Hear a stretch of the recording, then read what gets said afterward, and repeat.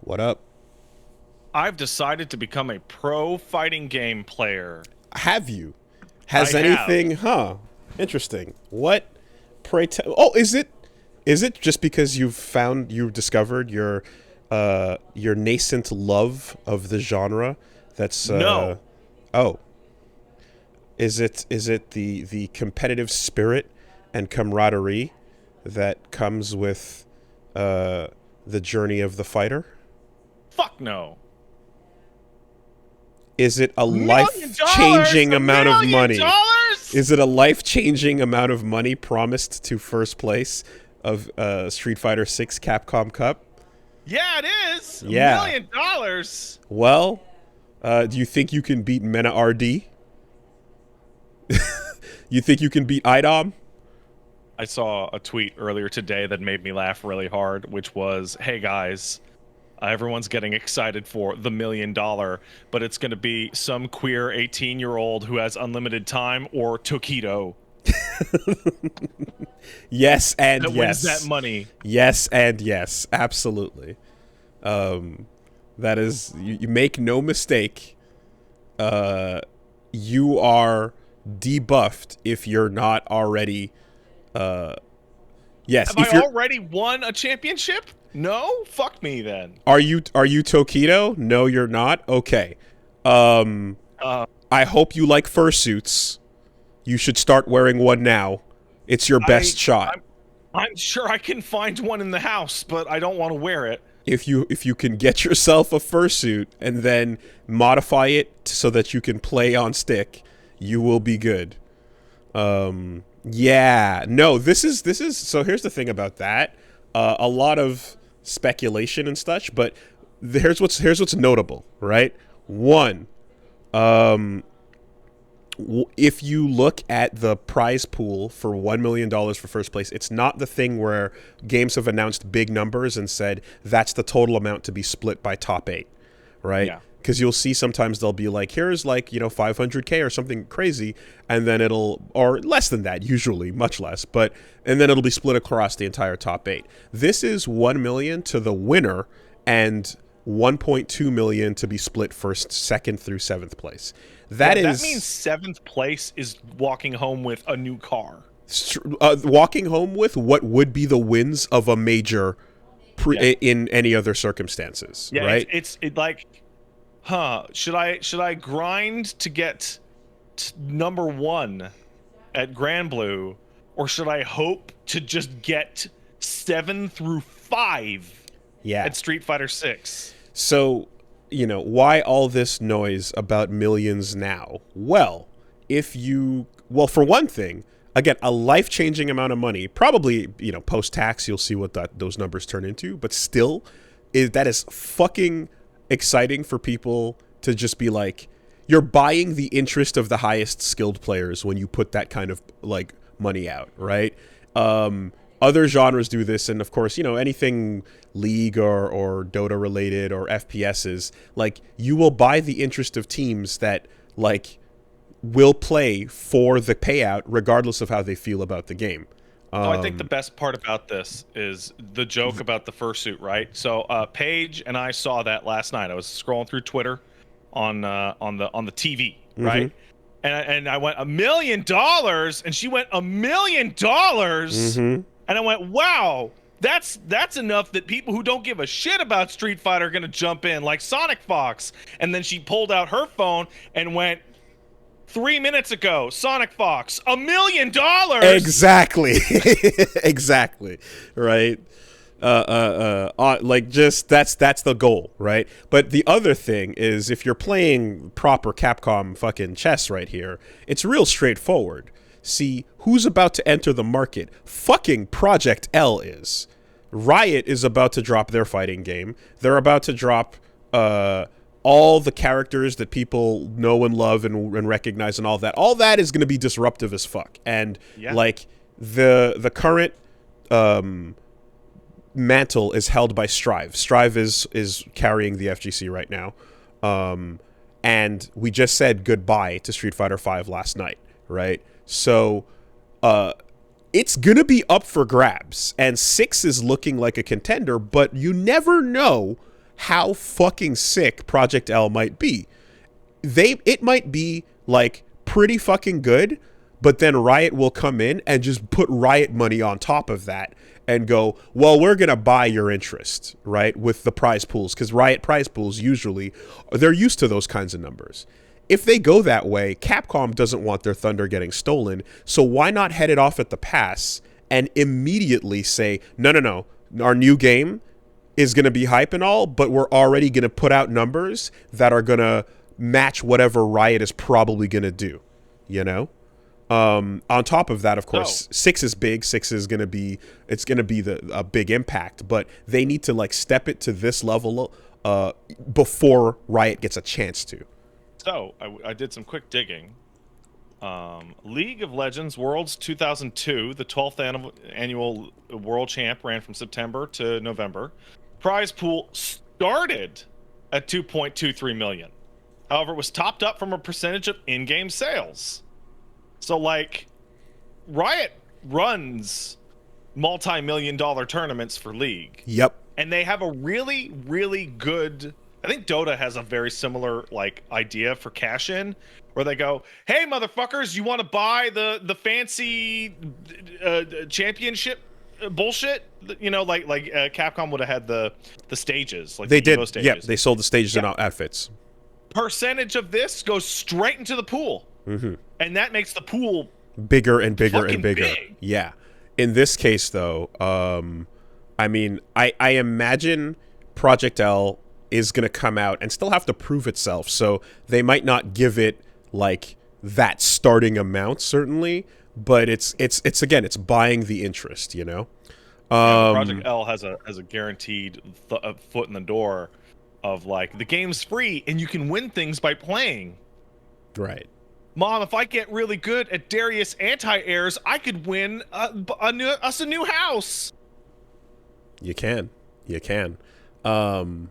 Yeah, man, that's a fucking crazy, exciting thing. Also, I have to. I just saw a little tweet about it, but I didn't read the full details. But this is an excellent time for Tokido, Momochi, and a number of notable Japanese players to form the Players Association in Japan, which is hopefully a group that will fight back against the garbage Japanese esports Jezu sort of clauses and all that stuff. For those who don't remember last time or didn't hear about it, basically esports was not a thing in Japan for a long time, and it was kind of held back by like government rules about like gambling in competition, yada yada. You can't win prize money unless someone gets to wet their beaks. So a private company out of nowhere, not a government organization, just funneled money together and said, we are going to be the ones who will pay out the players, and we will be the ones who determine what cut we get of every prize that's won. And everyone that wants to win money has to register and be a part of us, as we're the company that pays out players. It's always been a very interesting situation where you're like, that's weird. All these Japanese players are like non-stop traveling to the US for major tournaments. Like over and over and over and over and over.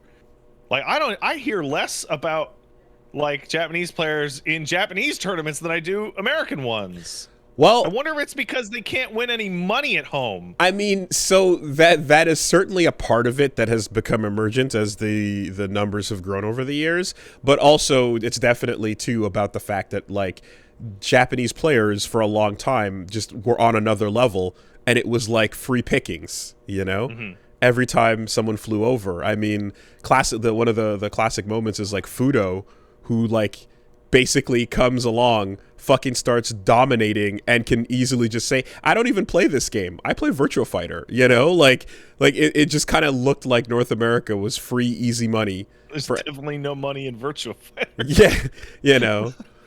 But it's just like, yeah, get on a plane, come get a payout, and you're good, you know? So anyways, Japan has some bullshit laws that make it hard for players to win money over there competitively. And they just kind of announced that there's a player association, because Momochi held out for a long time, I remember too, because of like it's like if you win a tournament but you're not part of this fucking scam group, then technically you can't get paid, and what's gonna happen with the money, you know? And he stood on principle for a while there. So I don't know what the outcome is, but I hope that this is perfect in time for the massive announcements like this, because you bet that scam companies like Jezu are going to want to steal as much as they can of a big pot prize like that, you know? Yeah. Also, shout outs to Momochi as well on another level for recently attempting to compete as 11 in Street Fighter V, who I don't know if you remember, but 11 was announced as one of the newer characters that is essentially everybody. It's a random select, exactly.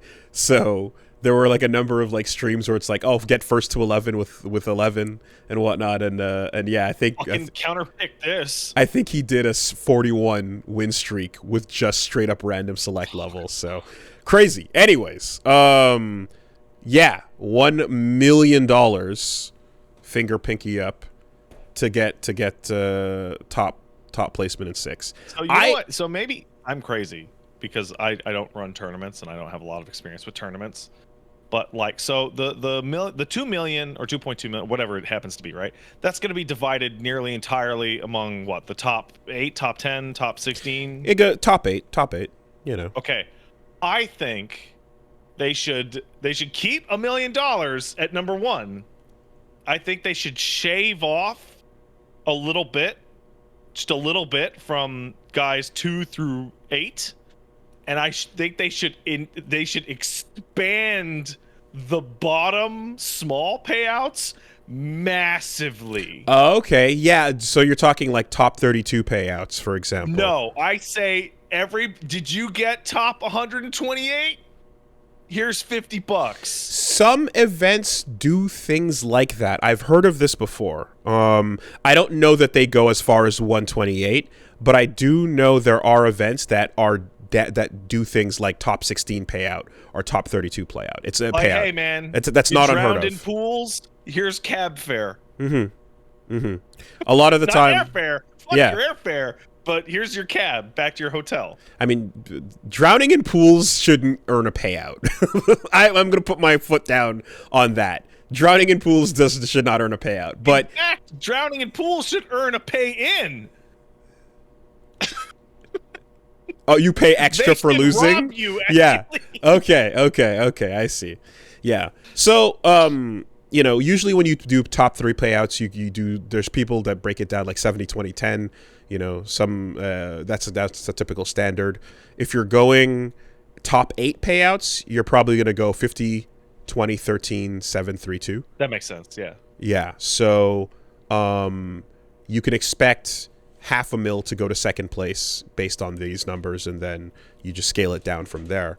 The idea of like top 32 payouts and shit like that is that's a super cool idea. I'm super down with that. It's way more encouraging. It's just positive overall. Top heavy stacks are like hype for people that are competing in that way, but it's also like more community oriented and friendly if people are just like, okay, you got in the money, you got something, you worked fucking hard, you know. I feel for the person. There's always a cutoff, right? Let's say 10 or 20 people who are like, one more match, you would have walked away with 10 grand, but instead you walk away with your balls. Right. Yeah. What I think is they should do the community pool as well, right? Have that running alongside.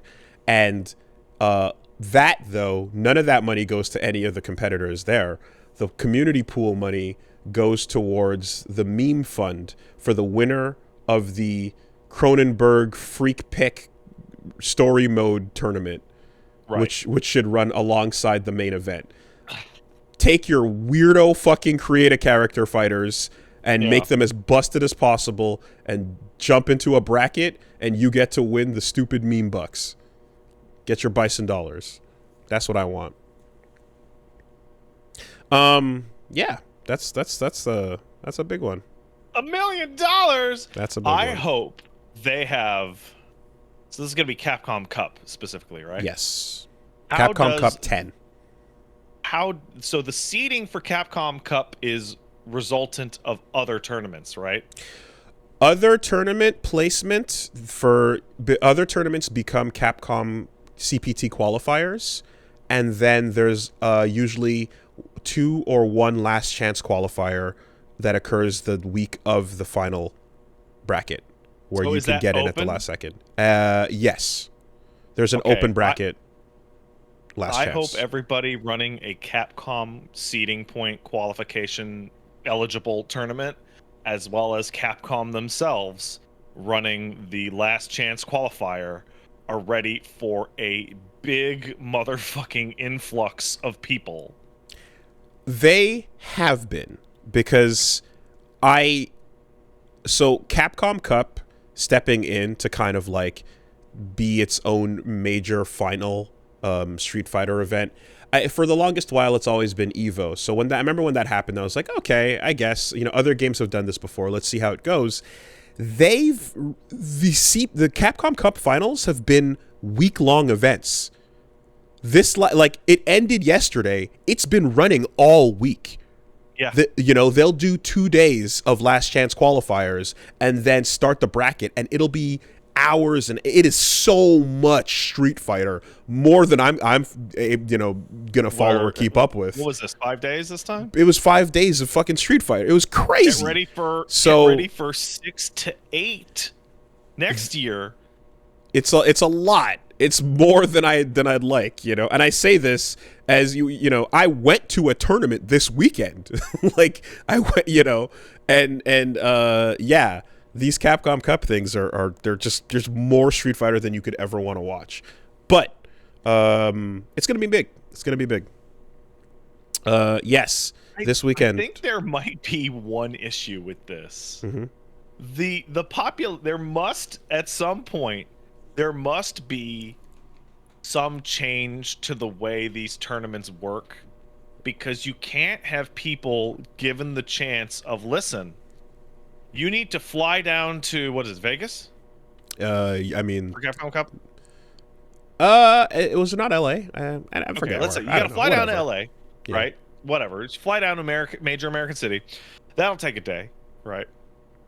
Fight in the tournament for a full calendar week. Fly back.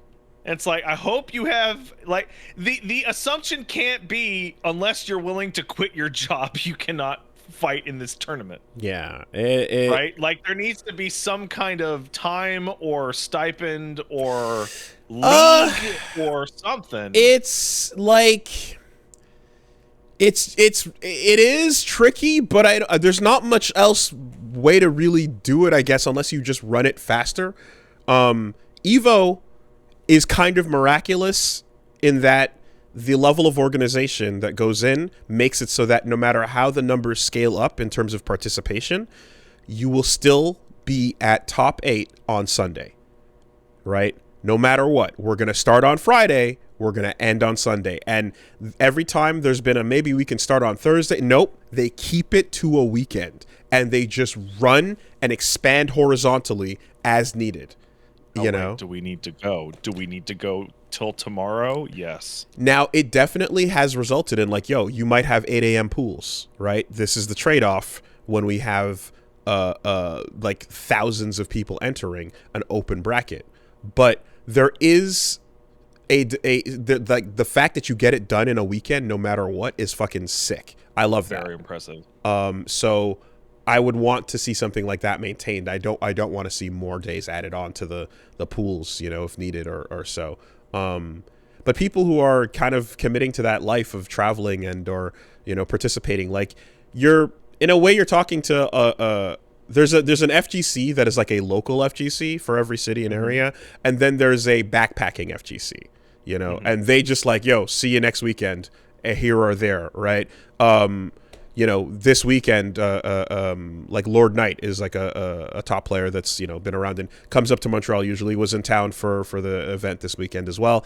Like, backpacking players are just going to make it out one way or the other. And at that point, they usually have situations set up where it's like, okay, I'm working a job where it might be understandable if time to time I have to go disappear because there's a fucking European Stunfest event that I got to go check out that's going to pay out sick money, so I'm going to that, you know? It's Gotta do it. It's a part of the sacrifice of the life. I'm just my brain just, I can just imagine somebody being handed a gigantic novelty check on stage, and I mean, it's still the FGC. Who knows what could happen? You behind the novelty check, it just rips open and the ghost of Marvel rises again. Yeah, I mean, God, just that moment. There was discussion about it as like what are like the most iconic photos of the FGC, and like that one was highly was talked about because it's like even no like mental illness aside, there's something really fucking just real, like real street about it. Yeah, you're nice at Marvel, that ain't bad, but see me first to fucking 5 if you really want to be the champ. You know, there's some guy can just be like, yeah, okay, that's cool, but I just put the money on top of the TV. Sit your ass down, let's play. Literally, who are you? How did you get through security? There's a romantic appeal. Yes, the romantic in the classical sense of the word aspect of that. Some rando walks out of the crowd and challenges you, and you know, like, no, I don't know that any other sport anywhere has that. Like, I don't think there's any other game or sporting event where it's like I just walk out of the crowd and I'm like, nah, I'm coming for you though, champ. The Super Bowl winners are parading around with their rings, and like 10 guys just emerge from the stands, go, you guys aren't so good, right? Me and the Bulls take you. So you know what that is? That's actually old wrestling, right? Like, yeah, professional wrestling back in the day, the kind that like fucking Abe Lincoln was doing, you know, where it's like, yeah, I'm do a big show match, but before that, anyone in the crowd that wants some, come get it. I'll beat you down for real, and then we'll go back to our spots and do some kayfabe, you know? This reminds me, somebody mentions pool and darts. I have a story from this weekend. So I text my father, hey, Dad, just checking. Want to make sure, because Mom's birthday's tomorrow, right? And my dad texts back, YES. No period, nothing, just flat, right? I go, okay, that was maybe is he like upset that like I had to ask? I want to make sure, right? Mm-hmm. So I'm streaming later in the day, and he texts me again. Hey, sorry for the short message earlier. Was busy winning the pool tournament. And then I call him afterwards and go, you told me they don't let you play. And he goes, no, I just can't win any money anymore. I still go down there. They just give the money to the guy in second place. They just banned him from winning cash. Winning the money. That's amazing. Wow. Okay. That's the level. Interesting. He says he goes down there every week and does the tournament every week, and he wins about 50% of them. And then the other 50%, it's, 10 other guys. But they said you can play here, but you can't win any more money. That's it. We're done. We're done paying out. Yep. That's hilarious. Because I was just talking about how the hometown heroes in the games that we play, there's always a moment where they win one too many locals and everyone kind of turns on them, right? Yeah. And the person you need who to leave. You need to go right? to a different town. There's a moment where, it's like, oh, yo, Henry is so sick. Shout outs Chirithi, right? And then at a certain point, it's like, we just show up every Tuesday and put money in his pocket, and that's all we're doing here, right? What the fuck? And then he it doesn't kind of have a job. We're just subsidizing his income. literally, and then it just becomes a like, okay, now we're cheering for second place, right?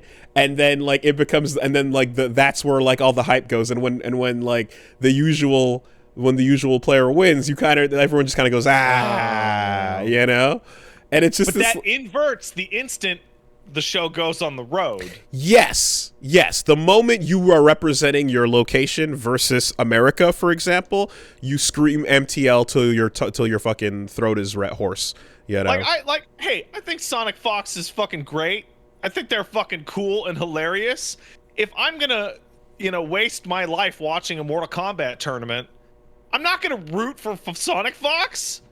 It's like rooting for the sun to come up in the fucking morning. I don't know who the second guy is, but maybe he can win. At the same time, too, though, like the landscape has changed because a lot of what I'm describing is the way things used to be. Nowadays, there's a lot more online warriors that are just coming out of nowhere on their own, and like the best in the world, like showing up. So for example, one of the best Guilty Gear Strive players is Test Your Luck, who plays Nago. Oh, and good name. Yeah, and just happens to be some dude from Montreal, just hanging around, coming from online, and just like you're able to get that momentum going, and then you can just be like, without like you're not coming from the local scene necessarily. You do your online events, you play enough, and then you get your experience that way. A lot of the best players recently have been like coming from that, and so it kind of creates a more like individualized kind of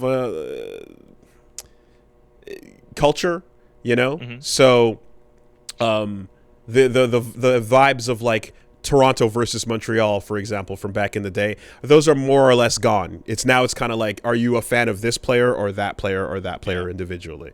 I think a really great example that actually made its way to me was a unknown gentleman named Zen coming abroad from China to play his first tournament abroad in the Last Chance qualifier, and sweeping everyone all the way through in winner's bracket. I've never heard of this guy, and no one else has, because he's a new guy. There's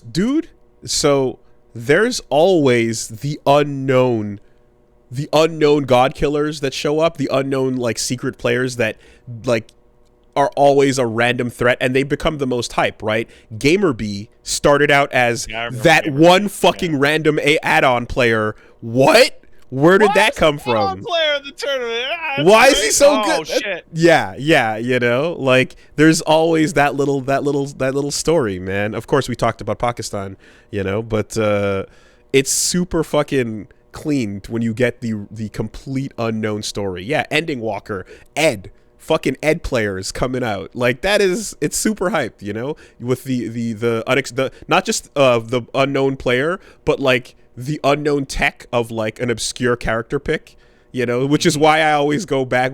Whenever me and Reggie are laughing about it, we just go back to like Jury from Alaska. It's like, yo, did you know that there's an Alaskan jury that's fucking sick? I did not know that. Who beat you in pools? Yeah, Alaskan jury. Really? Damn. What are they doing up there? Grinding out fucking the Tantan engines, apparently. Yeah, no, man. It's always it's always a trip when you get the little backstory of someone who I think a new name. There's, by the way, to my wife, if she's watching the podcast, stop watching the podcast for 5 minutes, because I'm going to spoil the movie. Will you ever seen Rocky 2? Not yet.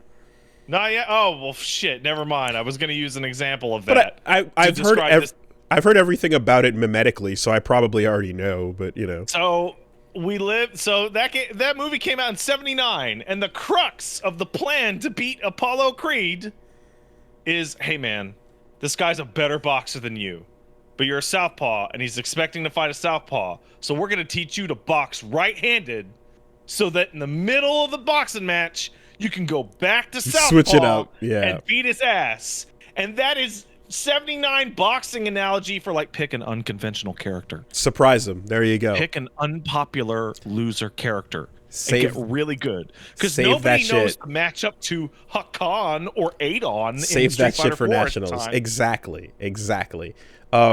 So off of that, I mean, like shit. Just again this weekend, I'm thinking about one of the most popular anime fighters that's still going competitively with the community, of course, is BlazBlue, because it's got rollback now, and like a lot of people that have been playing BlazBlue, like if you've been playing since Calamity Trigger 2008, it's still that game, just with more shit stacked on top of it. And it hasn't been directly replaced by anything. Yeah, nor will... I mean, so Guilty Gear Team Red is one side, and then Team Blue is the other. Yeah. The director left ArcSys, so I don't know that we're going to see a proper, like, BlazBlue sequel. But what they've done is develop this game over the course of, like, 15 years. And it's... because they just built on it over all these versions, people always have a fallback. Like imagine if today the competitive game still being played was Street Fighter 4, the latest edition, right? You can go back to a decade of memories of matchups and just be like, yeah, I've been playing this forever, I can still enter and play. The problem is, of course, is if you're trying to get into it for the first time, so Reggie's been playing it for a bit, for example, you're going to have to learn 55 fucking matchups, and the intricacies of those are so, like, encyclopedic that they're nigh impenetrable. Like, unless you want to dedicate your entire, like, fucking work week to learning every character, every matchup, every interaction, you're just not getting in at this point, right? Good luck. But some people do. Some people do get to that point. People are freaks. But and can just do it. Yes. But it's hilarious because when a new character gets announced in a game like that, or like Smash Ultimate, instead of watching the crowd pop off, you watch some of the crowd pop off and some of the crowd go, fuck me, not another matchup. I have to learn 8,900 new interactions. What do you mean the stupid Jubei cat is now playable? Fuck this. I don't want to learn another one. Izayoi's bad enough. Oh, and the character's an uncommon size, so none of the bread and butters will work on it. Whatever. Yeah. It's crazy when the roster gets like to that route, you know? So it's interesting because Project L has a de facto built-in advantage on this that has been seen in League of Legends and Dota, which is infinite matchups, like functionally infinite matchups, is okay if you didn't have to pay for it. Right. Yeah. Like, yeah, I can spend all the time I want on this. I want because it's free. I'm literally it's the only thing I'm losing is my time. And if you're a young person, boy, you're drowning in time. Fuck, I play video games for a living, and I somehow don't have enough time to go to the fucking post office. Yeah. And horizontal growth in a free-to-play game is just like, well, more stepping stones for anybody on the outside who's like, ooh, what's that? So that makes sense. It still does become nightmarish if you're, like, living that competitive life, though, you know? If you're trying to stay, like, sharp, you're still gonna have to spend all that time learning everything you can about every piece of information in the game. Yeah, and then you get to where League is apparently at, where there are so many interactions that you can't learn all of them before they get patched. Right. You actually just you just can't. There are too many interactions to learn. I mean, I'm already talking about how Street Fighter 6 is going to have every matchup, and then there's going to be 3 variations of frame data if you want to start thinking about that. Because when you're in Burnout, you got to add +4, and when you're in Drive Rush, you're going to add another +4. So, do you know what I'm going to do? I'm going to take all that frame data, and I'm going to look at it, and my brain is going to turn it into more safe, yes, or less safe. This is how games actually want you to think about it, really. Like, just know that this is a time where it's your turn or my turn. That's it. That's all they really want you to think about. Your turn or my turn. I blocked that, now it's my turn. I blocked that, actually it's still your turn. That's it. The only frame data I need is I cannot reversal SPD No. when I am gray. No, you cannot. But when I am blue, I can reversal SPD.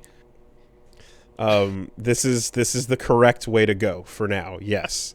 There will be there's just going to be that one moment where it's like, God damn it, what the fuck just happened? I don't understand. And it was like, oh, that was a perfect frame trap that was set up to be you were +8 on that, and you pressed a button and you got hit by something that had a 10 frame startup. Okay. Yeah, I don't know if I love it or hate the idea of like, wait, why did I lose? And a man appears from the shadows with a jeweler's monocle and slows down the YouTube video.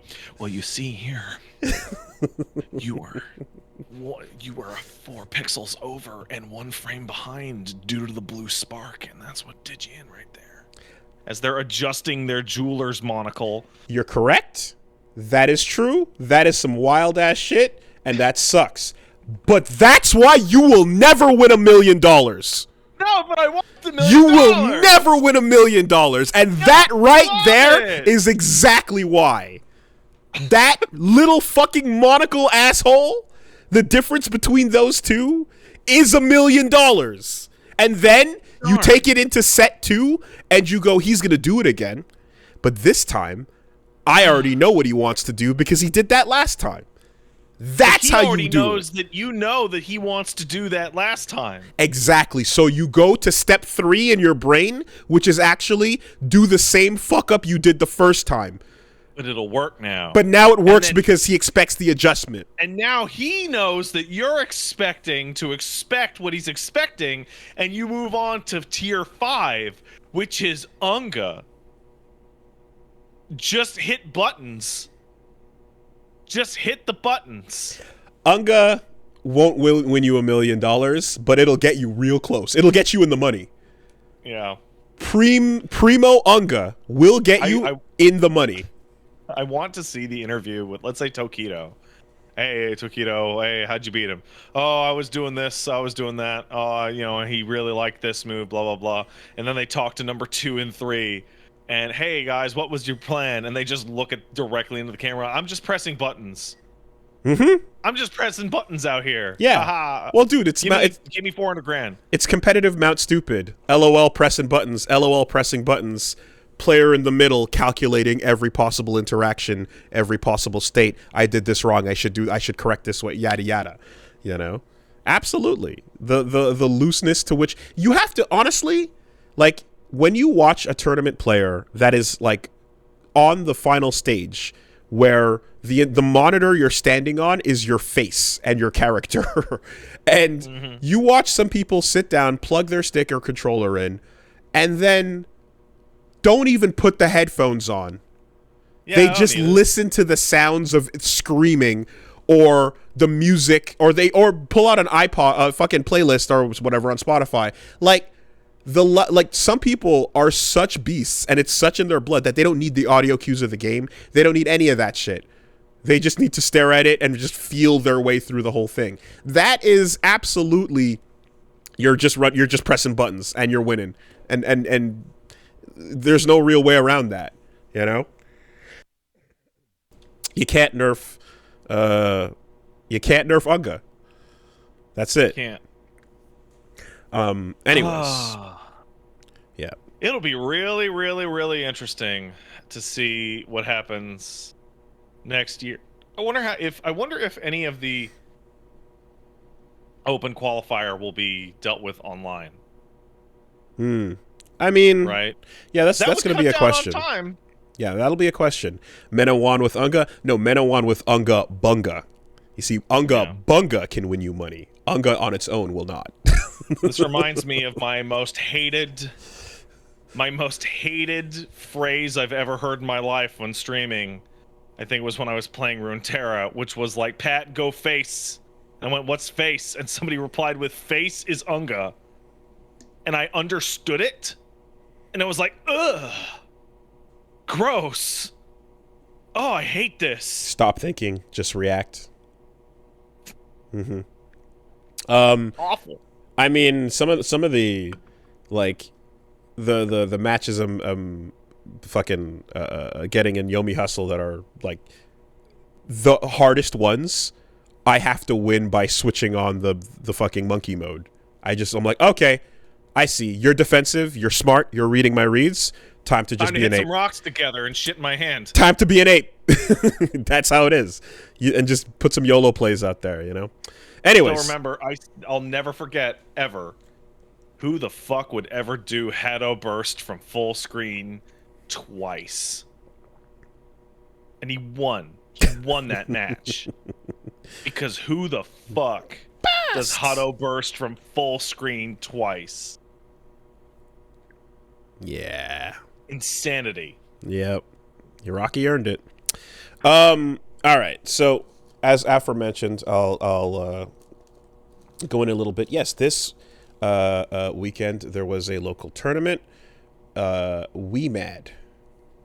So, sorry, what? We Mad. So the group Montreal Air Dashers, right, runs a tournament often called UMAD, which is Ultimate Montreal Air Dashers. That was the last one that ran. Right, I remember now. Now I remember. Yeah. And this is the second one they usually that they're doing. So this is the winter edition of Montreal Air Dashers. So We Mad. Oh, it's so stupid. I love it. I love it. Yeah, good times. Went in. Just a real just like send off and like sometimes you go in and you're like, I'm gonna show my support. I'm gonna make my pot donations. I'm gonna see what happens. But really, I'm here to just fucking stand behind some friends and watch some cool fights and shit go down. And I pretty much did that. But hey, I got my top 4 in cyberbots. Congrats. So there's that, and I got at least top 8 in Foozies. So there's that. Not too bad, not too shabby. So we're saying goodbye to Street Fighter V right now, right? Like that it is. That's it. That's the wrap. It's just this is the last round that it will be the big deal. I kind of feel sad for it. I don't because to ask 5 to have launched in the state it's in now would have been impossible. Oh, but no. if 6 isn't going to launch in the state that 5 is in now. But 6 is launching in the best state Street Fighter's ever been in. Yeah. This is the best launch version of a game they've ever had. Here's hoping. 5, if 5 wasn't fucking sabotaged that's the word, really. Mean, what do you mean? Do you mean that metaphorically? Do you mean that literally? What could you be talking about? I mean quite literally. If 5 wasn't fucking kneecapped, what do you mean? And sent out to fucking be executed in a field, that's it crazy. Could have launched in a state that was at least like if 5 launched like Championship Edition. Holy fuck, that game would have been hype, right? Holy fuck, people would have been so excited about it. But the season 1 blues into season 2, like what is going on? Like the trajectory of confusion and unhypening that occurred, and then by the point that at least for me, like, some of the other characters came around and I'm like, okay, what's happening with Nikali? Fucking nothing. Cool. He's just the most boring character in the entire game. Sick. Love that, right? On a personal level. But if that game launched in the state that it kind of got to when hands switched and when the new team took over, it would have been a real different story. But it wasn't.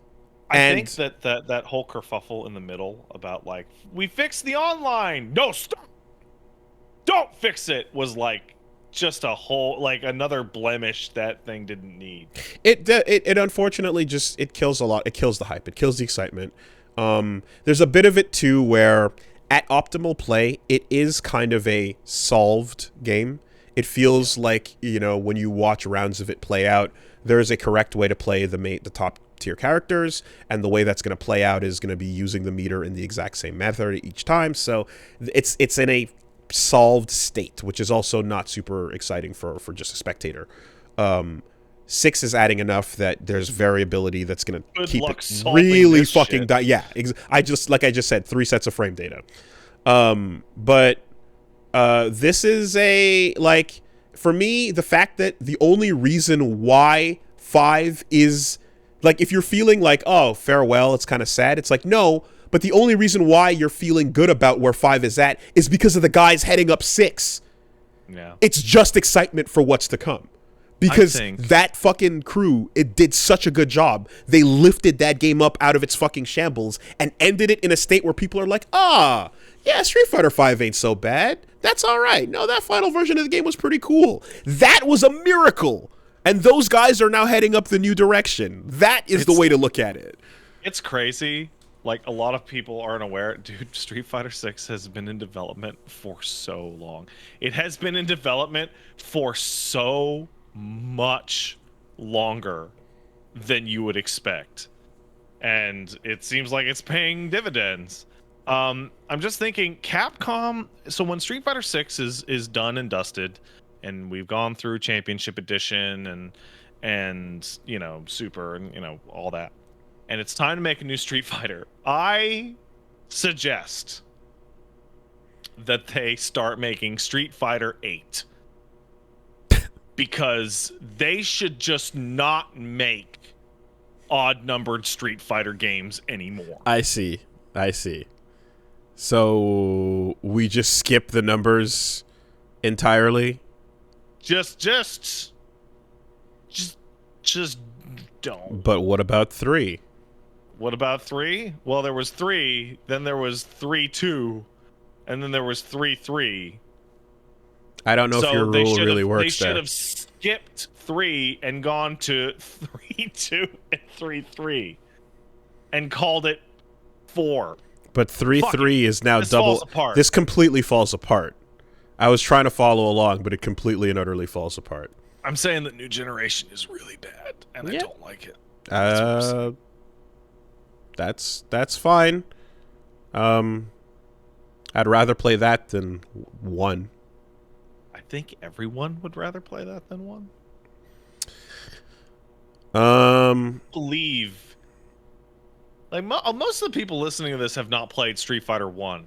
Go figure out how to track down and play Street Fighter 1 and marvel in fucking awe that this ever got to a sequel at all. Don't even try to, like, win a round. Just try to do a Hadouken. Just touch it. Just jump around a little bit. Attempt to do 1 fireball. Yeah. Astonishing. Indeed. But yeah, fun tournament, good stuff. Always a chill vibe with the anime crew. They're like I said, the anime boys are a little less thuggery, you know, a little more inviting, and that's why I think they're thriving a little bit better as a community. Well, I mean, they're also well rested because they bring their pillows everywhere. Well, I mean, at this point, less grumpy. At this point, a lot of those anime pillow kids you're describing have gone on to just work like fucking high-paying tech jobs, and they're now actually coming off of their, like, big salary fucking work, taking a weekend to come play some anime games to go right back into that world because they're getting that fucking nerd money. So the pillow lives at the office so they can pull on. Something like that. Yeah. No. It was cool. Other notable thing for me this week was I spent some time with Wild Hearts, sponsored time, of course. Hell yeah, sponsored time. I contacted that gentleman you referred me to, and he was like, "Too late, loser." And I'm like, better luck next time. But I will say this: I enjoyed it enough that after sponsored time, I went back and kept playing. So I had some fun with that. Now, note, of course, that through sheer luck, I decided to just grab the PS5 edition, not the PC port. I think, first of all, I want to congratulate you. And now the streaming nonsense that you were dealing with the times makes a lot more sense, because sure enough, there you were on the Wild Heart Steam page. That was center. Yeah. Now that thing though is all I can tell is that the PC port is falling ass over balls, and it seems to be because of an audio setting that is forcing the game to run on a single core. I have done more research on this because, me not being sponsored, I went through the process of I really like to mess with Monster Hunter clones. I think it's a really cool, fascinating thing. But I saw people talking about the PC version, right? And I wanted to know what's going on. So it's not that the audio is making it run on a single core. It's that the game itself runs on a single core. And that by switching from regular audio to surround sound audio, you're offloading your audio processing onto a different part of your computer, probably the graphics card, which is freeing up CPU cycles to use for everything else. Okay. It is also not the best on the consoles, because I was hanging out on that Wild Hearts subreddit. It's one of those games that will not let you connect online if you have a certain amount of friends or a certain amount of blocked people on your console's list. Yeah, so I saw that there's that bug as well, where if you have too many blocked people, you might have connection issues getting on the servers. I had some server disconnects that were just random while playing, and backing out to main menu and going online didn't fix it. I had to do a quit and restart, right, to get back on. So, and then there was also, while I was streaming, there was a whole area on the mountain that the collision for this mountain is just not where the graphics are for it, and the model is just off, and there's some weird running on invisible things. So this thing needs some time in the oven to fix up some of those problems. There's another bug that happens on the consoles, at least. I think SkillUp talked about it. It also happens on PC, but consoles which otherwise look mostly fine are encountering it. Once you get to high rank, or the high rank equivalent, where the areas change a little bit, it loads up a slightly different version of the map. The river is flowing again, or it's spring instead of winter. And the game slows down by 40%. And the frame rate isn't necessarily dropping, but the game is running in unironic slow motion. All the time. What? Yeah, I was watching some videos of it where it is just at half speed. Does the updated state not unload all the previous? It appears that something to do with the new map is just just doubling the resources required. So this feels so unfortunately I dodged most of what we're hearing about. But it sounds time in the oven would be, the right thing, because I don't know how Koei Tecmo games launch usually. But I'm seeing people make reference to the fact that it's not to be unexpected that they're coming out in a state that needs heavy patching. There's a reason why when Neo 2 came out on PC, they made a really, really huge deal that they worked really hard on it. Because Koei Tecmo games on the personal computer, don't buy them on the personal computer. So, don't. But does that count as them? Because that's Team Ninja as opposed to Omega Force, though, right? I would say do not buy any Koei Tecmo game on the computer except for maybe Neo 2. Okay. Because I'm seeing Team Ninja and Omega Force as the main, like, that's the difference, right? You're looking it's Muso Games versus the other stuff. So, but all things to say, like, what worked and what was there was pretty fucking sick, man. That seems to be everyone that is playing it's like core like upsetness, which is like I'm watching the skill up review and he's like, this game seems tons of fun. It's on fire. Yeah. So I think with that, like, when you play it and you get like when you're flowing through it and kind of getting what it's doing, you can see what's sick about it, and you're like, okay, this needs to get patched up, right? Because once it does, it's gonna be fucking sick. As it is now, you can still have a pretty fun experience with it. I know I did on the console at the very least. PC coming in like mostly negative based on how bad that port is. Yeah, so be it. Like, if you fucking drop money on a game that's not going to work, then that's shit.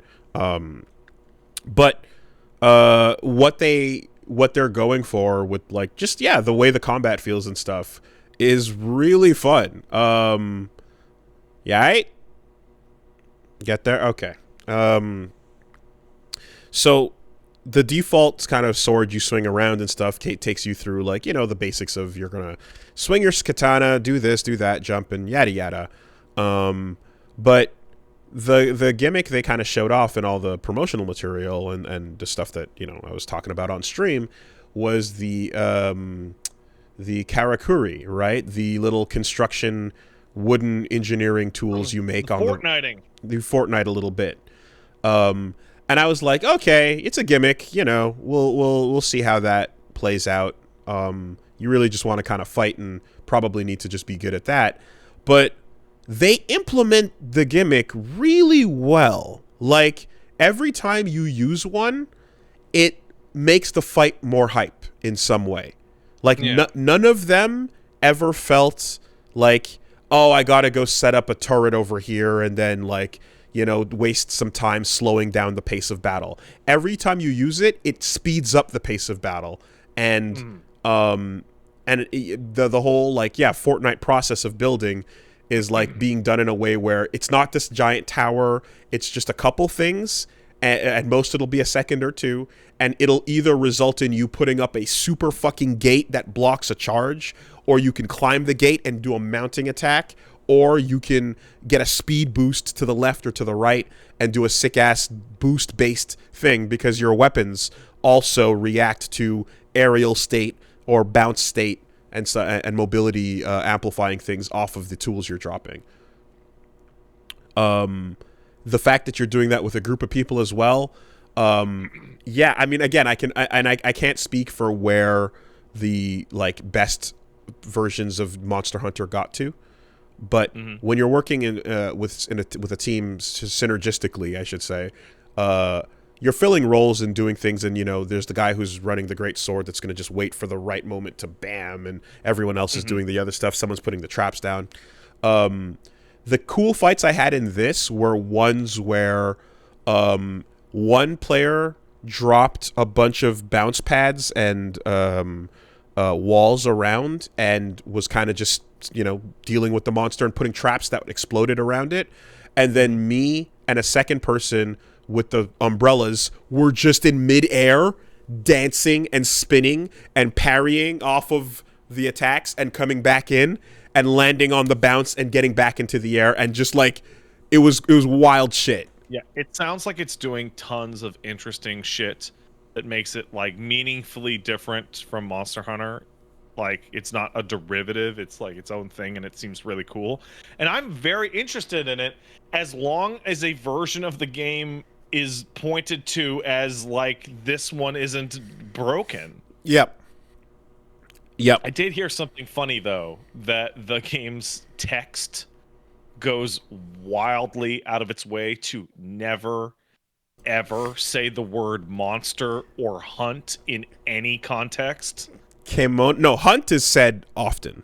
Hunt? Okay. Hunt is said often. Monsters are kemono. Kimono. This is what we call them. It's not a monster. It's a kimono. Yes. And you know, I mean, for what it's worth, that didn't necessarily apply to me, but in game at the very least, like, in general, don't put these words together. Don't do that. Don't do it. But you are going on hunts for kimono all the time, and people ask you to go hunt things. All right. But yeah, no. So I know the insect glaive. Well, whenever I saw it, it was like, yeah, midair, crazy, air, like wild spinning and attacking and shit. So I guess that becomes sort of a comparison point. The thing with the umbrella that obviously, you know, no surprise there, the parry system on it just fucking felt so good, you know? And I like the window. I like the timing of it. And like on stream, I was trying to parry so often that like I just took a bunch of hits and was like, you could have just rolled out of the way of that. You could have just rolled out of the way of that. You didn't need to deal with that. But the reward you get for landing the parry is your umbrella heats up and does more damage. So every time you're doing 1-1-1-1-1-1, it becomes 10-10-10-10-10, you know? One of the things, I'm looking at footage now for context, and it's like, much like almost every other not Monster Hunter game, it's way faster than Monster Hunter. Like your average, like to the point where when I was watching the video of the guy complaining about it moving in slow motion, I was waiting for him to cut to it in slow motion because it looked like the game in slow motion looks like Monster Hunter. Interesting. Yeah, okay. Even the heavy weapons, like so you go check out the hammer, and so I remember how like Greatsword in Monster Hunter would be like 5-second commitments to like some swings or so, right? The pacing of like how you time things is actually hard because things are slower than you expect them to be.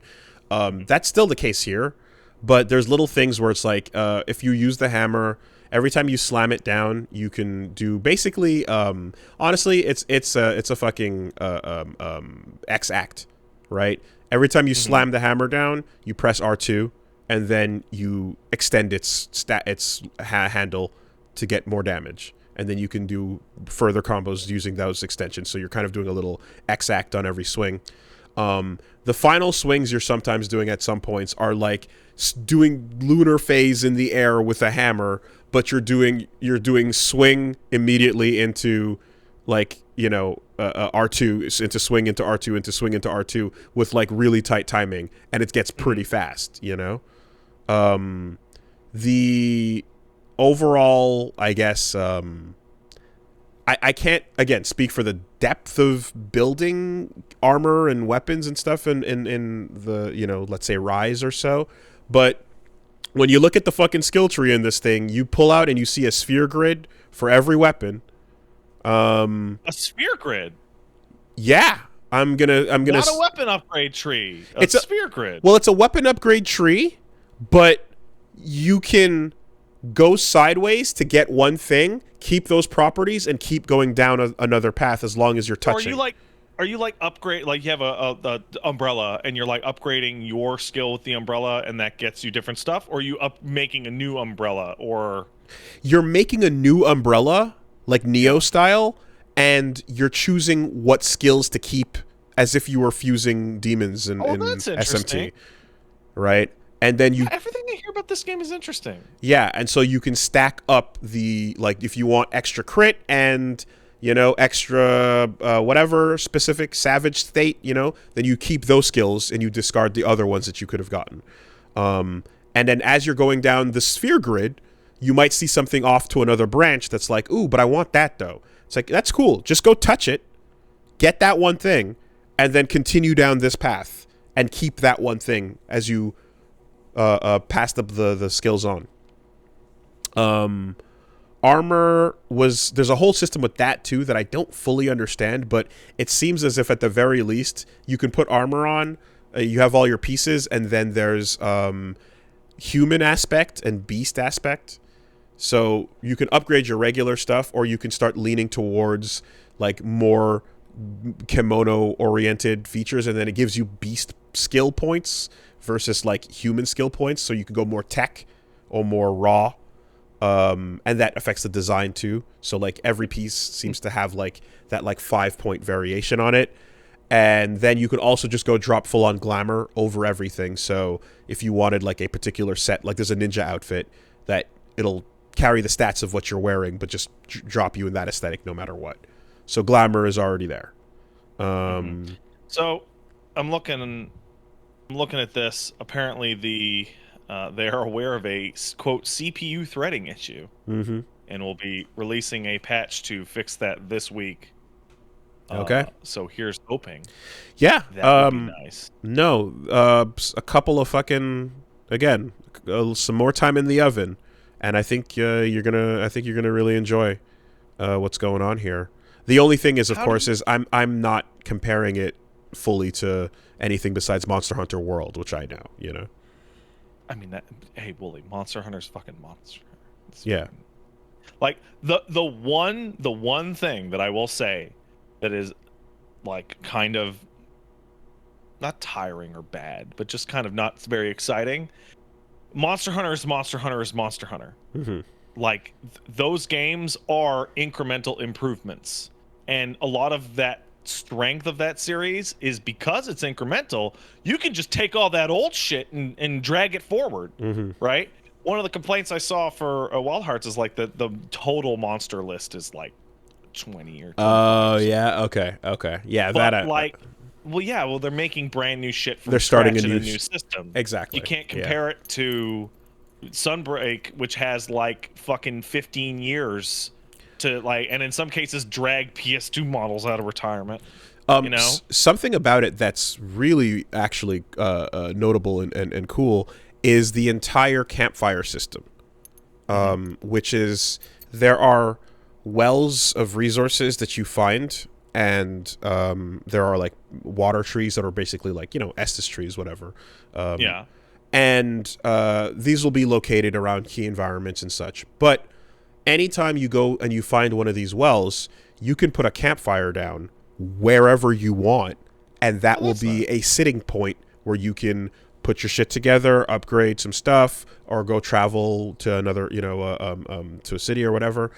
And then if you want, you can spend some more resources and put up a tent, and that will become a fast travel point, right? And then you also, so all the karakuri that you're building, those are the all your Fortnites. Yeah, all your Fortnites. That includes utility things like the camp and the tent and so on, which are, when you look at the full list, an extensive, basically every place you would go visit in Monster Hunter Village can become a thing you drop at a camp. So you can create a whole base camp with like, there's a blacksmith over here. Here is a training dummy. Here is a wind thing to lift me above to see what's going on. Here is a tower that detects nearby monsters. Here is a grappling hook, zip line that I can shoot way across the map. Yeah, I saw people very happy with the zipline stuff. You can zipline the whole fucking map as if it were Death Stranding. And as long as you spend go collect enough resources, you can create quick access to multiple places and teleporters for the stuff that's further away. You can zipline into a series of like across a valley, land on the other side, ignore the area in between, and then drop onto a bunch of sonic speed boosts to just get to the monster, you know, and you can kind of put it together in such a way where you're like, oh shit, when I learn this map and I know where the monsters like to run after each phase, I can beat it there with all my tech and just be ready and waiting, fully fed, fully healed up, and just fucking destroy it as it runs up to the location. That shit's cool. I really want them to fix this thing up, because if they do in the near future, I'll start streaming it. I fucking love Monster Hunter clones. I think they're all really interesting. They all try at least something weird. I really liked Takeden 2 as well, the last one that they made.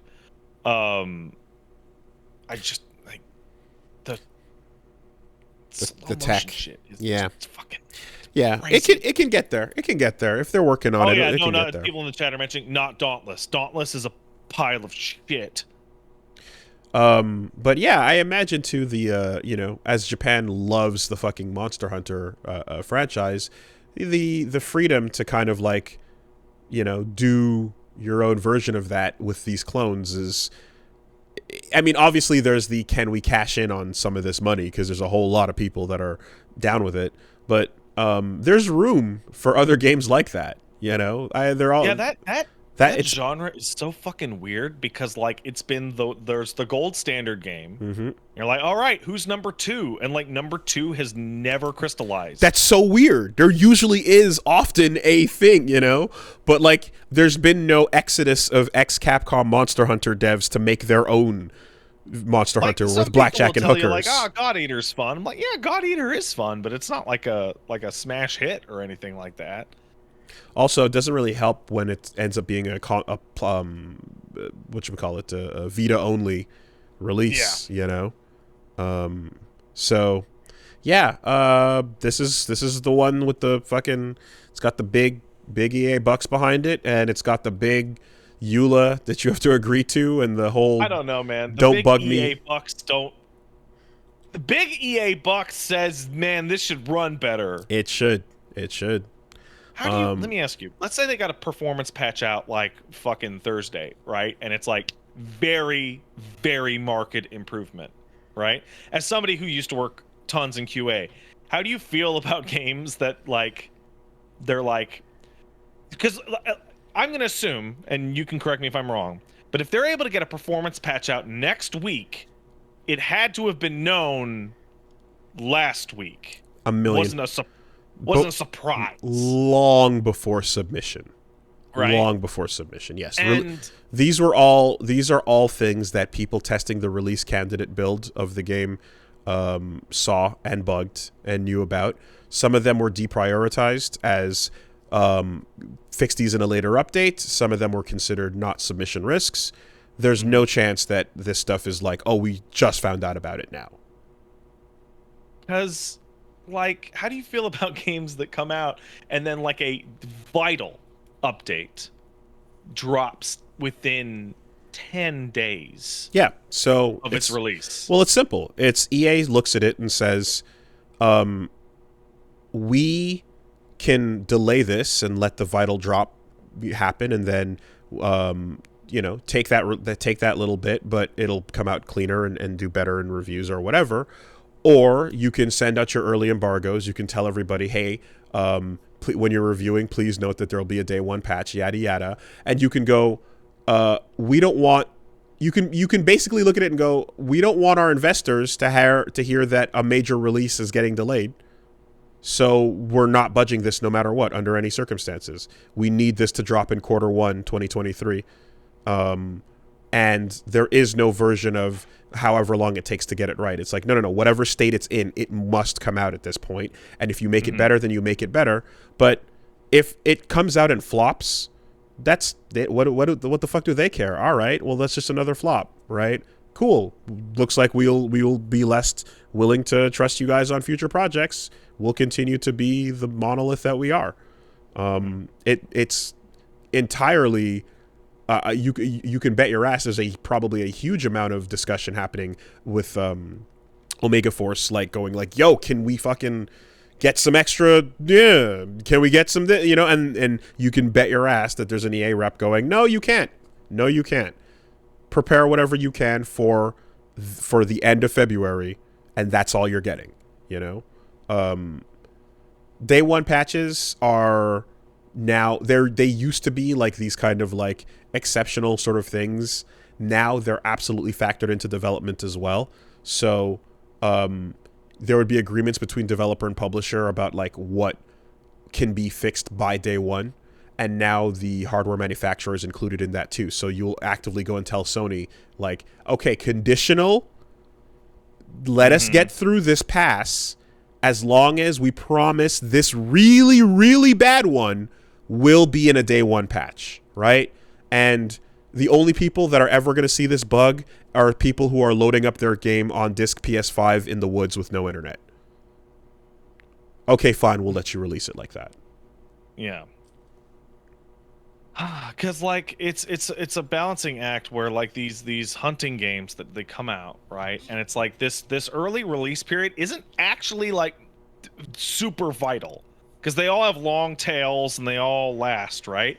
But it's like these are always like God Eater and Takeden were the same way.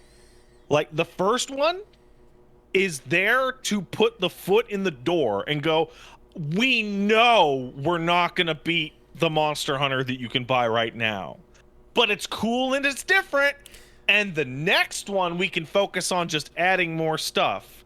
But if that foot doesn't get in the fucking door, this is what I'm saying. Like if you're talking about like, oh yeah, okay, that game came out, it was interesting, did some new stuff, yeah, let's keep an eye on that. That's one thing. The time, it's not vital that it blows Monster Hunter Rise or Sunbreak away with its fucking, debut. What it is vital is for the screenshot to not be, hey, look, it's Wooly Versus on the Steam tab. Check it out. We're playing the game. And then immediately under it, mostly negative on PC because people are like, I can't fucking get past these issues. No, that screenshot's hilarious, dude. That like it's that's like, not helping. I wanna like raise my hands to the sky and be like, yo, Steam, why do you even, like, good for you for getting on the Steam front page, why does Steam allow streaming the fucking console versions on the store page? I think that's fucking weird. I think they just kind of approved, like, company can run whatever list of streamers during this time block and then they control the feed, I think that's how that goes, because that also probably explains why I had to do two 2-hour streams as opposed to absolutely a longer one. But the second stream I did, I ran longer because I really wanted to fucking take out that bot, the boar. That thing had my number, and I was like, I feel it. So we ran for like an extra third hour there.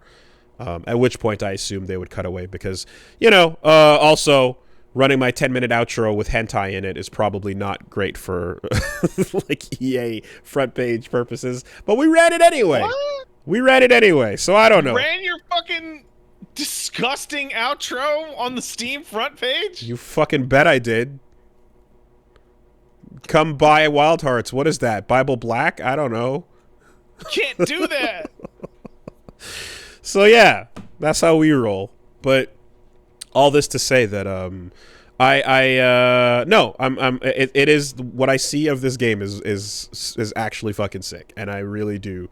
I think once you get to that patch, or if it gets, again within the week or by next or whatever the case is, you guys were probably gonna like it for sure. So I've got a screenshot I've been trying to get from somebody this whole time. In the audio output method screen, at the bottom in bright orange, it just goes, audio output is not currently functioning correctly. Yeah. Like the game seems like it's sub-final. Like it's not the, like, you know what I mean? Like it's not the release candidate. Got pushed out the door. I mean, publishing. You know what it is. I do. It says so right there in the fucking corner of my video. Like, you know what it is, man. Yeah. That being said, though, Omega Force. So besides Muso, what else? Dynasty Warriors. Muso. That's their jam right there. Yeah. Because the Neo comparison is interesting, because I'm like, Neo 2, Strangers of Paradise, right? Like, that's a particular Team Ninja kick. Oh, Strangers of Paradise runs like trash on PC. Does it? Yeah? Okay. Because if Neo 2 was better, the lessons you would hope would carry over. Fuck. It ran so badly on PC that people modded out all the hair in the game. Ew. Fuck. Because that made it run better. Okay. All right. Well, no guarantees then. I guess it's a toss-up. What the fuck was the game that got ported? I was just hearing about a PC port of a game that like is not the original PC port, but like a different company's. Like there was like a We were talking about that last week. That was fucking No More Heroes. Right, yeah, that type of shit. I just PC ports being bad is like, I know you'd be like, for a while it was like, oh, NetherRealm's always going to make a bad PC port. They're just not, WB's not paying attention to that shit. They don't care. And you can kind of see like which companies do and don't and stuff. Japan also, for a long time, in general, there was a lot of games that if I remember, just like, it was just an afterthought as well. And yeah, like I think there's a new version of that right now. So the new version of that is Unreal Engine 4. In DirectX 12 does not. They just go, okay, here it is, and then they don't do the pre-game shading compilation, and so then you stutter every time you run into something new. Elden Ring did it, and then they fixed it after launch.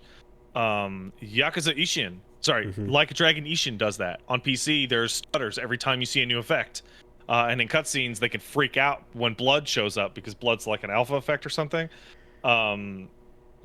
A whole batch of Unreal Engine 4 games that are just going and DirectX 12. Yeah. See, I guess it comes down to like, is this a lead platform? Is this in test with all the others simultaneously? Or is this being handed off to someone else, right? And if it's being handed off to someone else because you guys don't know anything about it and don't want to have anything to do with it. Dice roll, man. Who the fuck are those people? Yeah, you know? Is it Budcat? Is Budcat handling your port? Is it Nix's? I think they are. Nixies, yeah. You know, you just never fucking know, man. The stuff that was usually all right, I mean, at least based on my test, time, was when it would be like, yeah, we've got all the Xbox testing going on here, PlayStation's over here, and PC's right behind, and like, same people are fixing the same bugs on same platforms at the same time. The workflow is united. Everything that we're cross-checking is happening in tandem and parallel, even if the PlayStation is the lead build. Like, everything is getting mirrored, you know? It's just a simultaneous correction process that allows for a lot of that. And then, obviously, you know, PC permutations have to be factored in and so on, but you don't end up with these, like, ridiculous, glaring, one audio issue turns into a massive, like, performance thing for the whole game. You don't run into shit like that, you know? But step one to that is, of course, creating a dev environment where PC is present and taken seriously as a platform to begin with. Yeah, it depends. So, like, Ishin, the PC port is otherwise excellent, other than the stutter. But they also put out a demo so that people could mess with their systems, and it's where the stutter was discovered, which is why I'm playing Ishin on the PS5 instead. Okay. Yeah. Not much else, you know, about it, but I want to see what the other weapon types are. The only ones that it's like 8, right?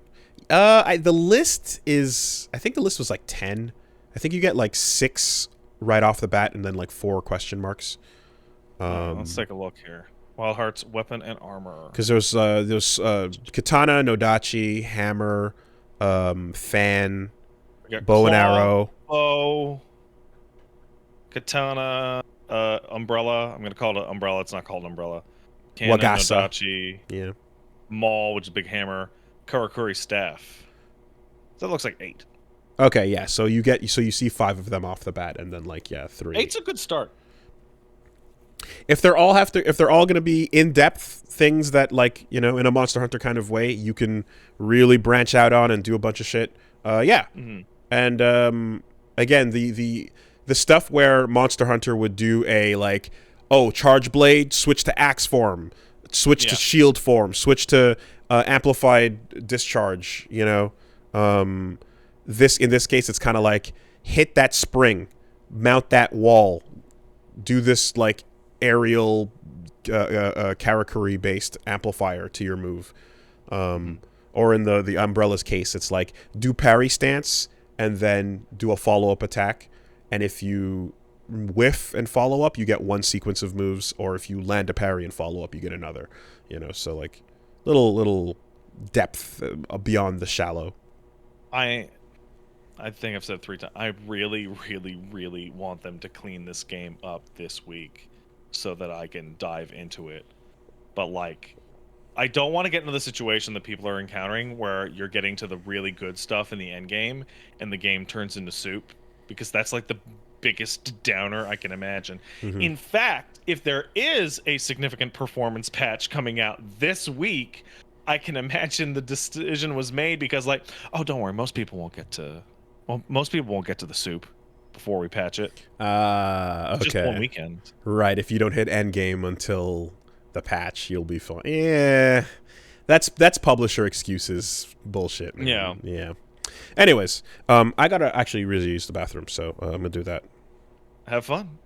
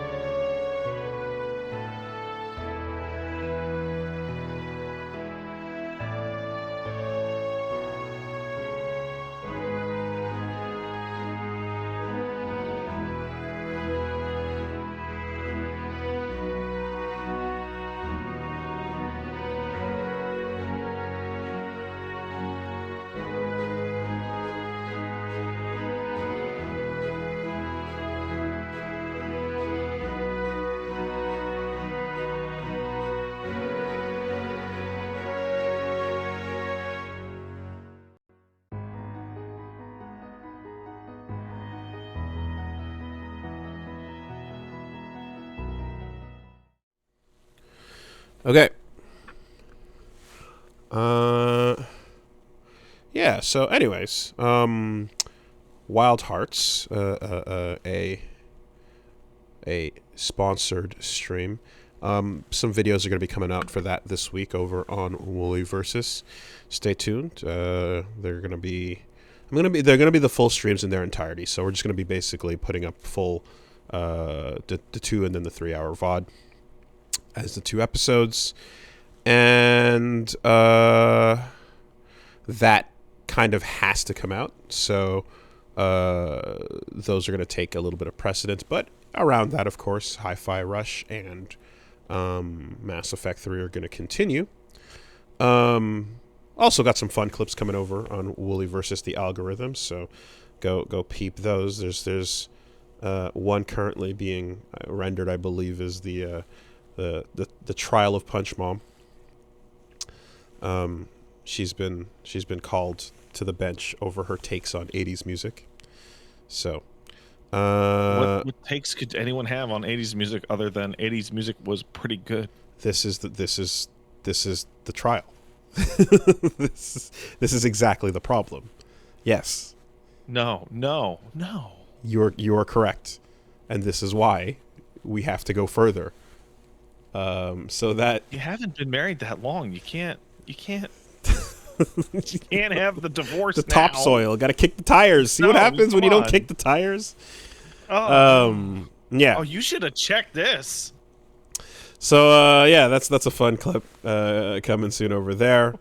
Of course, as well, for those who have been tuning in, yeah, please just yeah, some fun clips coming from some old dumb shit. Gone in 60 Seconds persists. The less said about it, the better. Just for those of you who are watching that, you just watch that, and that's all. Think about it. Just watch it. That's it. The less said, the better. Not much to say. And then, yeah. So this week, gonna be off. So just a heads up in advance. We're gonna be back next week to the normal schedule. So, gonna be out of town for a bit. Cool. Yeah, that's pretty much me. All right. So I mentioned, I might as well start with Ishin, right? I mentioned it earlier. So, Like a Dragon Ishin, I should mention I'm having the hardest time in the world calling them Like a Dragon games. Mm-hmm. Like that is going to take some psychological grunt work. How about RGG? RGG is also something I never really called them. So I might as well just move over to LAD, to the LAD games. I don't think anyone's going to blame you if you say Yakuza. I know. But anyone who doesn't know what the franchise is that then tries to Google it will probably get confused. Yeah, so I had that problem, dude. I was typing in Yakuza Ishin into fucking Twitch and going, why isn't the game popping up? Oh, because it's not fucking called that. That's not the name. Yeah. So, Like a Dragon or RGG Ishin, first of all, I want to say it has the funniest title I can think of. I was informed that the title of the game is actually Ishin Kiwami in Japanese, so it's a Kiwami game. And as we all know... Okay. So, as we all know, Kiwami means extreme. What does Ishin mean? It means renewal. So, what with this game taking place in 1867 during the Meiji Restoration, this game is called Meiji Restoration Extreme. Extreme renewal. No, it's like having like Civil War Extreme. Wow. Featuring all your favorites from like it's ridiculous. Okay. Yeah. So, this is a PlayStation 5 remake of a game that never came out here. The Battle of Antietam Extreme. That came out in between Yakuza 5 and Yakuza 0. And they did not think they would ever release it in the West until they saw Ghost of Tsushima. And they were like, hey, Westerners will buy a Japanese game that takes place in old-timey Japan. Okay, I guess we can bring that out here, right? They sure will. And I'm playing it, and I'm looking at it, and I'm starting to understand why they were like, maybe this is too Japanese for a Western audience. Because the game has not translation issues or localization issues, but it has the assumption of knowledge issues that I was not aware of. Oh, no. So it takes place in 1860, 1867, and I believe 1868, during the lead up to the Meiji Restoration, which is a very popular historical era in Japan. Kenshin takes place during it. Gintama takes place during it. There's lots and lots of anime and manga and Shinsengumi hanging around. Yeah, the Shinsengumi shit, right? Well, they have cast the actors and voice actors and face models who played Like a Dragon characters as famous members of the Shinsengumi, right? So that's not Majima, that's Izo, the guy with tuberculosis that I remember from Samurai Showdown. Oh, right? Yes, Ukyo, yes. For example, this creates a very Okita? Oh, I can't. So I can't. So, okay, that's Okita? Sure, perfect. Tachibana. I can't keep their names straight. And I can't keep their names straight for a very specific reason. And that's because I have already played the games in which I'm familiar with these actors. Because Majima comes out, and I go, oh, that's Majima. And the game goes, no, it's not. That's Okita. And I go, cool. And then as soon as the camera pans away, they go, oh, they're talking about Okita. And then they pan back, and then I'm like, oh, Majima's back. Good. They have a character named, oh, fuck, I can't even remember, but your sworn brother, and it's the final villain from Yakuza 0. And I'm like, oh, cool, it's that guy. But it's not that guy. It's a historical figure that is being named a different guy. And I feel like I have dementia. So are they doing the thing that they wanted to do with Final Fantasy, The Spirits Within, where they want the same 3D models to be dressed up in different ways, and then that's a full actor as a different character? So when you see Majima, it's like the 3D model for Majima, but he's in old school clothing, and you're supposed to... right. And then do they play their character like traits for bits that you should recognize? No, it's the weirdest thing. They're not playing the historical figures. They're just being themselves. But now they're named the historical figures. And like it feels like the cast of Like a Dragon all got together to put on a play. Okay. And it's so fucking weird, and I can't... So here's the issue. I know who the people in Like a Dragon are. I don't know who any of the people that took place in the Shinsengumi Meiji Restoration is. Okay. I exist in a strange weeaboo Venn diagram in which I love the Yakuza games, but I'm not enough of a weeaboo to know who these characters are. Right. Thus, the game is violently confusing. You have it. I can't keep track of it at all. Yeah, no. If you haven't brushed up on your Nobunaga, Wrong era. Sure, but I mean to say, if you haven't brushed up on your Nobunaga and you go play a game that is dropping all the Mitsuhide references and all these things that are played for not shock, but like you're supposed to kind of know this. Yeah, so I'm sitting there. It's going to be a fucking wild time. And Nishiki shows up, right? Your buddy, your brother. Yes, yeah, Nishiki. Nishiki. Yeah. Except he's not Nishiki. He's some asshole named Izo. And he says, my name is Izo. And it does the like name card. And he stands there for a second to be like, hey, I'm Izo. And people in my chat are going, oh, cool. Nishiki's Izo. And I'm like, I don't know what the fuck this is. And my brain just keeps calling him Nishiki.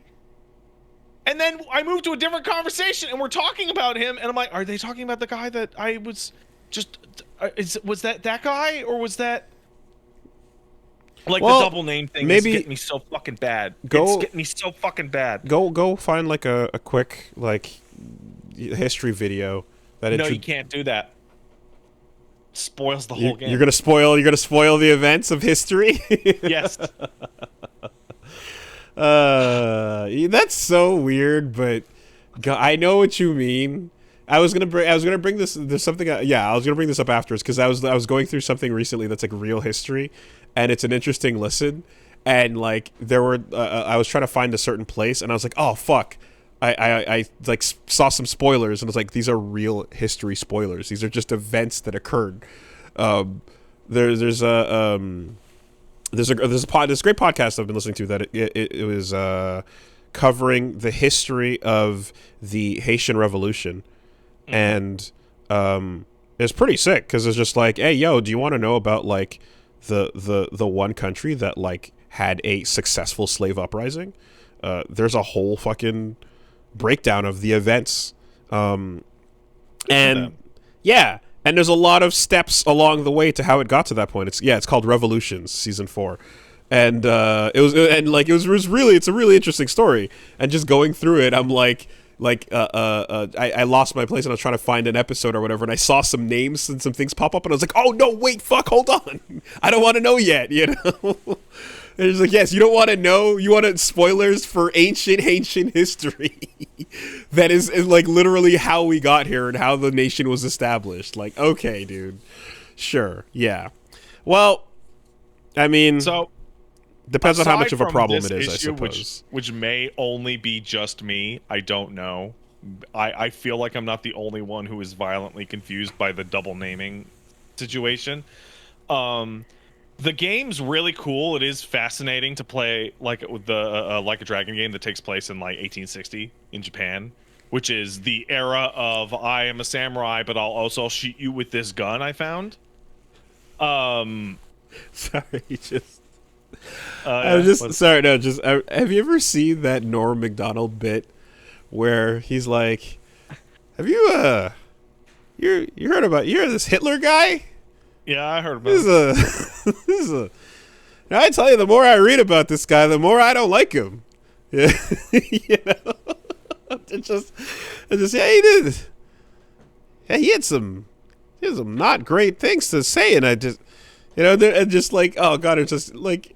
It just goes on, and the guy he's talking to is just like, yeah, well, you know, he's dead. So it's like, really? I didn't even know he was sick.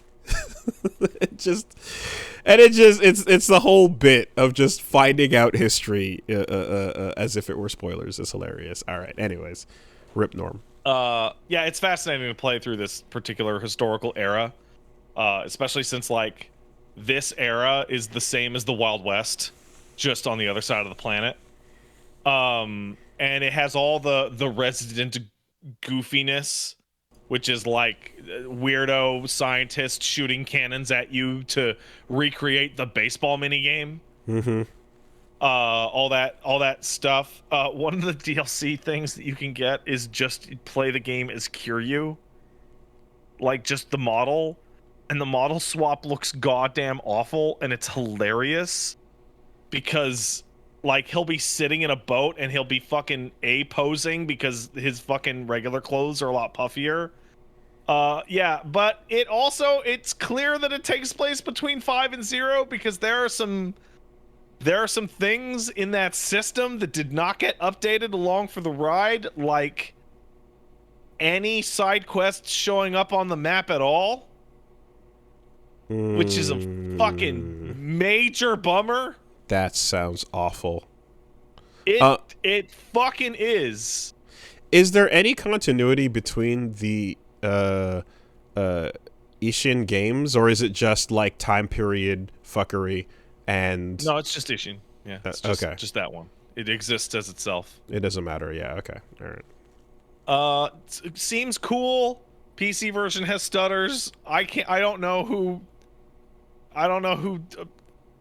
famous historical figures in Japan are.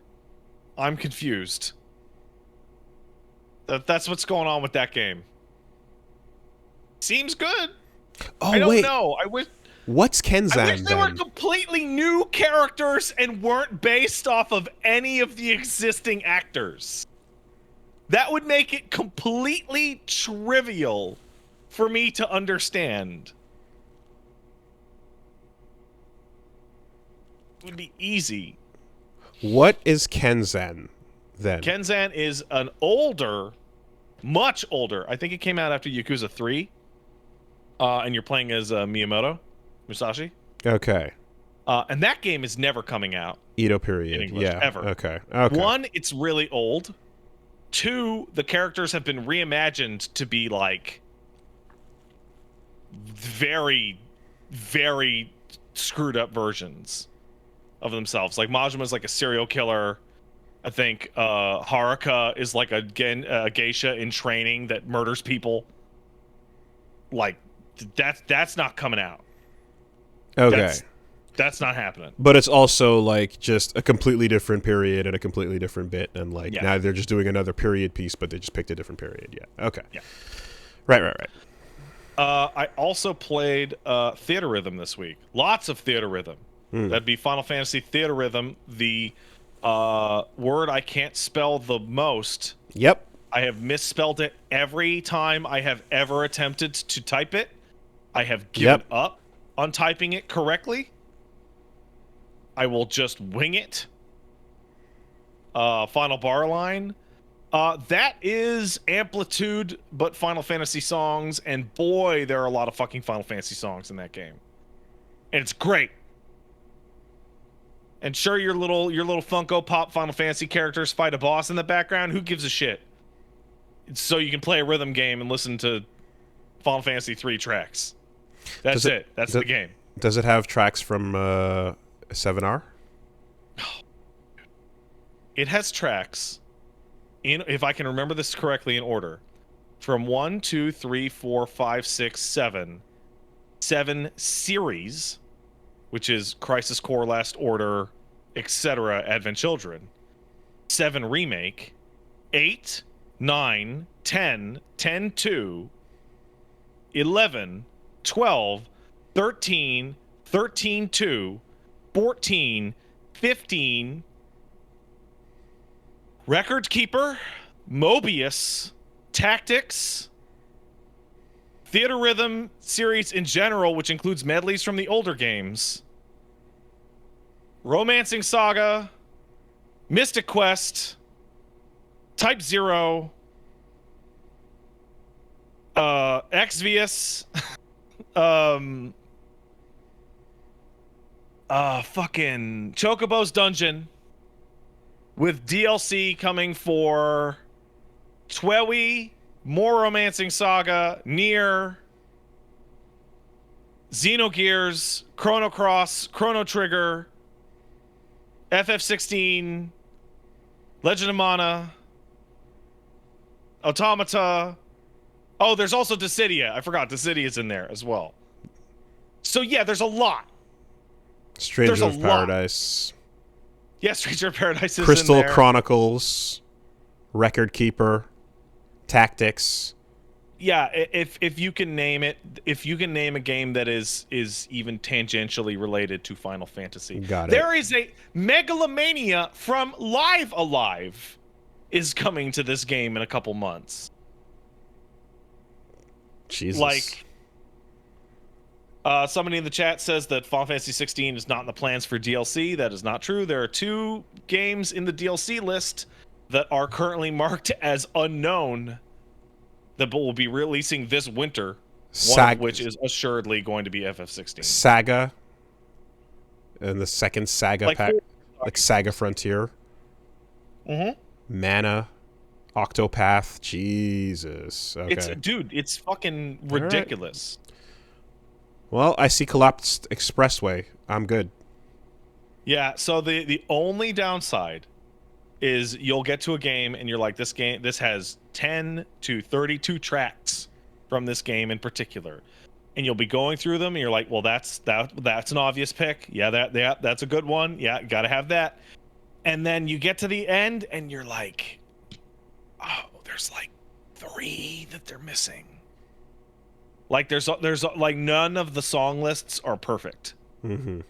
They're all like, oh, you missed out on that one, or oh, this one, or you didn't really need to include 40 versions of the Chocobo theme. Right. Yeah. I'm seeing.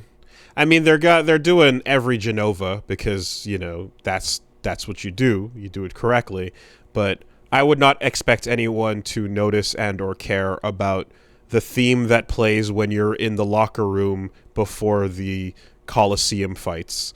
Because that random, one forgettable thing, in most cases, is one of my favorite fucking tracks on the goddamn thing. But yeah, no, okay. This is all of it though. Otherwise, it's a crazy list. And it's a ton of fun, and it's great. And I don't really have much else to say. It's exactly what it purports to be, and it's exactly what you expect it to be. And the only downside to it at all is that it may be missing this track or that you were excited to see. What has been funny though is going through people's impressions or reviews, and a consistent refrain is, yo, why does Final Fantasy XIV have double the size of the second largest game? Why does it have 32 tracks compared to 33 tracks compared to everything else is 18 max? It's well, because it's actually 5 games. Right. They're including every expansion as its own thing. I would assume that FF13 1, 2, and 3 would have more than even 7 collection. But I don't know. I mean, how's the 1, 2, and they're split if I remember right, but I can't remember. Is the actual rhythm game itself pretty fun? Yeah, it's amplitude. Okay. Every now and then you do an analog stick. It taps, holds, multiples. It is.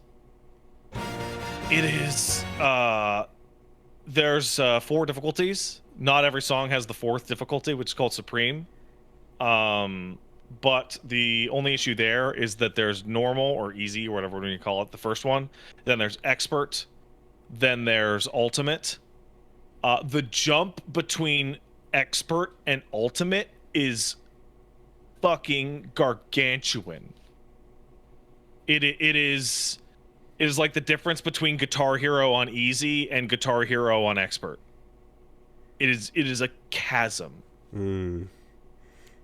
Yeah, anytime... And Supreme is extra stupid. And Supreme is for DDR Bimani freaks. Well, I was gonna say, in the world of Bimani exists, we are now in a world where extra stupid is actually viable, and you're allowed to program for just absolute robot freaks, and assume that a human can do it.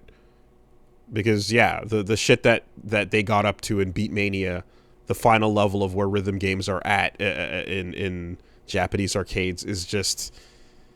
It's again, I don't know that anyone in the office is actually completing these, but it's theoretically a human can do this, therefore ship it. Cool. Yeah, no, it is a great little rhythm game. And it's probably a more affordable way to own all that music than to buy an OST collection officially. Well, I'm sure there's a more affordable way to get that music. All things considered, yeah. Especially considering none of the soundtracks are complete. Not a single soundtrack on that is complete. Though it is a little troubling. Some of the DLC tracks for older games are 10-second loops, because that's what those tracks are from the NES or the Super NES. Oops. That's been pretty much it for me, unless I remember something at a later date. This week, if you go down to Pat Stares At, you'll be seeing more Page May Cry. We're probably going to try and finish Devil May Cry 2 this week. Devil May Cry 2, hey, Wooly, I don't know how much you remember about DMC2. I bet you forgot. That game has the most amounts of lock-on of any game I've ever played. It has 3 lock-on states. Soft, hard, and off. None. Yes, because we discovered in the oil refinery, you fight the the Minotaur guy? Sure. When you escape from that, every enemy in the game you get a soft lock on, right? It automatically soft locks. And you can maintain that soft lock on an enemy by holding R1. But sometimes you have to hit things in the environment.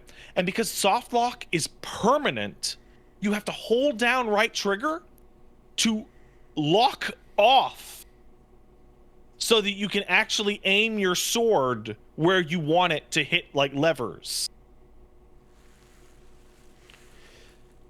So you have to hold lock on and then free. No. You have to hold. There's R1 is lock on. Yes. R2 is lock off. Lock off. Okay, yes. Okay. So that you don't get soft locked. So you need two soft lock modifying buttons. So like there's a bit where Paige is trying to like get through a door where you have to hit 3 levers, and she's like standing next to it and swinging her sword, and her sword's going behind her because there's a bat in the sky. She can't even see the lock-on symbol. But Dante's trying to hit it with his sword, and we're having to yell at her, "No, honey, lock off, so you can hit the." Or you can stick around and find out the hard way. It's really interesting because the first time she sat down to play, I was like, not so bad. And then the second time she sat down to play it, she fought the fucking moth boss that never fucking lands. We had to do this lock off shit. We fight the Minotaur in the oil refinery that fucking can't close the distance to you, so you just shoot it. And she got up from that going, yo, this game sucks. And so there was this moment of like her playing through the first couple of levels. I'm like, am I remembering it wrong? Is it not as bad as I thought? And it's like, no, it's not. No one element is outrageous or broken. It's all the little things. It's death by 1,000 cuts. It's her asking at mission 12, so what's happening in the game? And I don't know what to tell her because I don't think anything is happening. Well, I mean, look, a demon-infested tank is just a piece of shit, garbage-ass thing to do, no matter what time of day it is. Yeah, well, she had her moments with that. She had her waking up to justice, holding the lock-on shoot button while eating Cheerios. There you go. Gave it the respect it deserved. Similarly, face out of a skyscraper doing its shitty fucking orb 3D thing. Yeah. There is that game's wild. There is the dead silence. There's the parts where Dante just kind of stands around and looks at everybody. But yeah. So I'm gonna be playing. We're gonna be playing more of that. Hopefully, beating that out. I was sent a code by an indie dev for a horror RPG that takes place in a supermarket. Where you work at a spooky supermarket called Sorry We're Open, which I'll be checking out. And I'll also be checking out Octopath 2, which drops this week, and a sponsored stream for Company of Heroes 3, a series I really like. And hopefully it's better than Dawn of War 3, definitely. Put on the apron and get the outfit and get a couple bags near you and turn the lights out, or pussy no balls. I don't have an apron in my house. Hey, let me ask you. You ever my fucking dad. I just realized that like I'm starting to just become my dad in little tiny ways that I would never have expected because the decision-making process is the same. Don't own an apron, right? You would wear an apron so that when you're cooking beef, if the beef spits at you because the pan's too hot, you got your apron to protect your shirt, right? I was cooking beef for nachos last week, and it spit at me. I'm like, I don't want my shirt to get stained. Just take my shirt off. Ow, it's burning my skin. And then my brain flashes to my dad cooking beef with his shirt off, and I go, Dad, why are you complaining about it burning you? Put your shirt on. And he's like, nah, it's fine. And I'm like, oh my God, this is the exact sequence of thoughts that led to that memory. It's a particularly easy solution. Aprons aren't hard to acquire, nor are they to come by, but that's the other way of doing it. And if I know the end of that path, it's my old roommate's dad who was that took that to the next level. He works as a cook at a Chinese restaurant, and he was welding shirtlessly in the backyard on the fence. Just keep the mask on, but the sparks hitting the body, who cares? I feel nothing. The oil and grease over the years have created a layer of immunity and dead fucking nerves. Wooly, do you ever... You're living as an adult man now, yes? Mm-hmm. Do you ever have this feeling where you think back to like your mom or your any relative that was older than you that you saw as a child, and you're like, why does everyone seem way tougher in my memories than I am right now? Like, are we all just pussies? I mean, I'm within 2 feet of a little Kirby plushie, and I'm talking into a microphone about what video games I played. Oh, okay. The fuck are you talking about? All right. Okay. Yeah. Good enough. That works for me. I slept. Do you see any weird dirt on these hands? Do you like what the fuck are you asking? Like earlier this week, I slept funny and my back and my butt hurt a little bit, and I was walking around going, "Ooh, my back," and I'm like embarrassed because I'm like, wait a second. My dad came home when his heart exploded with sciatica, and he just grumbled. I should start grumbling. And then I tried to start grumbling, and instead I tried to pick something up, and I went, and I'm like, fuck. Come on. Yeah, man, no. The brief moments I get when I was like, making a stick or putting together a PC or doing some shit where you're just like, you're in there working it for reals. You need those little like, yeah, I can do this. I'm a man. I'm handy.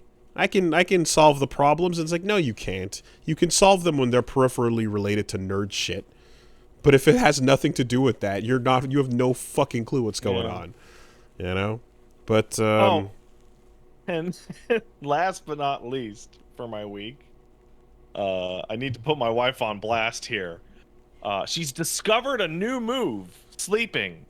So, Wooly, long ago, we discussed the wife move of the rollover with the arms out. Mm-hmm.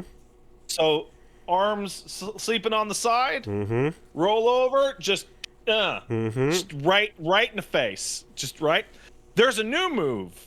The new move was me lying on my back with my arm up, and all of a sudden I get 2 fingers just poking. I don't know about you, but that's the symbol of like, hey man, wake up. Something. There's a man outside, or there's an animal or a bear, right? What is it? What? Oh, nothing. This was followed by 3 other occasions of the rollover, and then just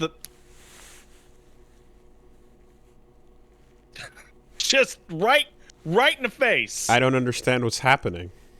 The wife is rolling over, and her arms are just slapping me right in the mouth. Okay. Just slapping me right in the face.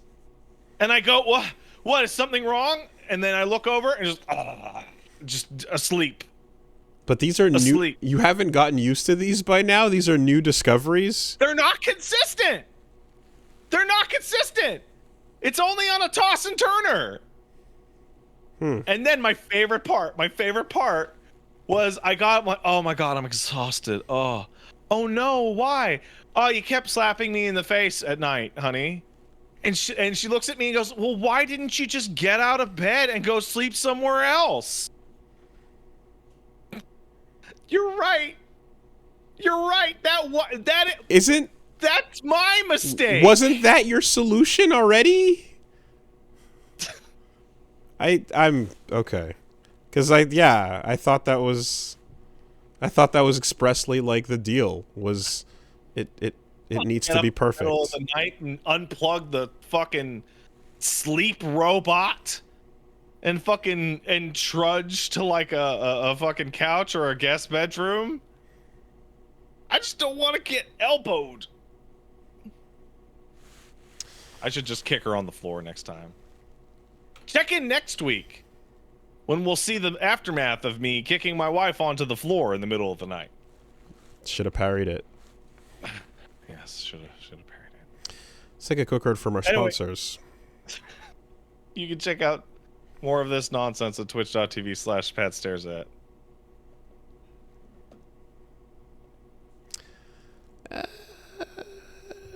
Yeah. Okay. So who do we got this week? The podcast is sponsored by DoorDash, the folks that are in the business of getting you food as quickly as possible, wherever you might be, no matter where you are. There is food around you. Now the problem is that that food is not inside of you. It's that it's around you elsewhere. Sometimes it has to be combined into a state that can be transmitted inside of you, but it is difficult to make this process happen. DoorDash, the service I am advertising for you, is going to facilitate this process by retrieving said food, bringing it to you, and conveniently combining it into one location that you can then walk up to your door, pick up, and consume. Give me the food. It's pretty impressive, really, when you think about it. All these parts, all these places, all these things coming together just to get you what you want on demand within sometimes 20 minutes, depends on where you're ordering from. But get the food in you, get it now, and do so with the DoorDash Pass as well, a possibility. You can get 0 delivery fees from thousands of eligible restaurants, groceries, and convenience stores. Once you join, you can save on each eligible order as well and receive DoorDash credits back on all pickup orders. So you can get more money back in your wallet that way as well. Yeah, it's really handy. I like I said, I regularly do use the convenience option to drop off some stuff every once in a while. Need some paper towels, need some forgettables that, kind of slipped the regular retrieval. Just get a little DoorDash drop off, no problem. All that stuff is available, as well as, of course, all your local favorite restaurants and some of the chains that you love going to as well. You can get up to 50% off of a $20 value on your next Dash Pass order when you sign up for a membership and redeem CSB at checkout. So that's 50% off your Dash Pass order, up to $20 value with CSB. Say goodbye to delivery fees, get Dash Pass from DoorDash today using CSB. When you've got delivery fees, you're free to get more. When you've got 0 delivery fees, you're free to get more because you can, and you can start your free month trial today. Thanks, DoorDash. Love you, DoorDash. Thanks, DoorDash.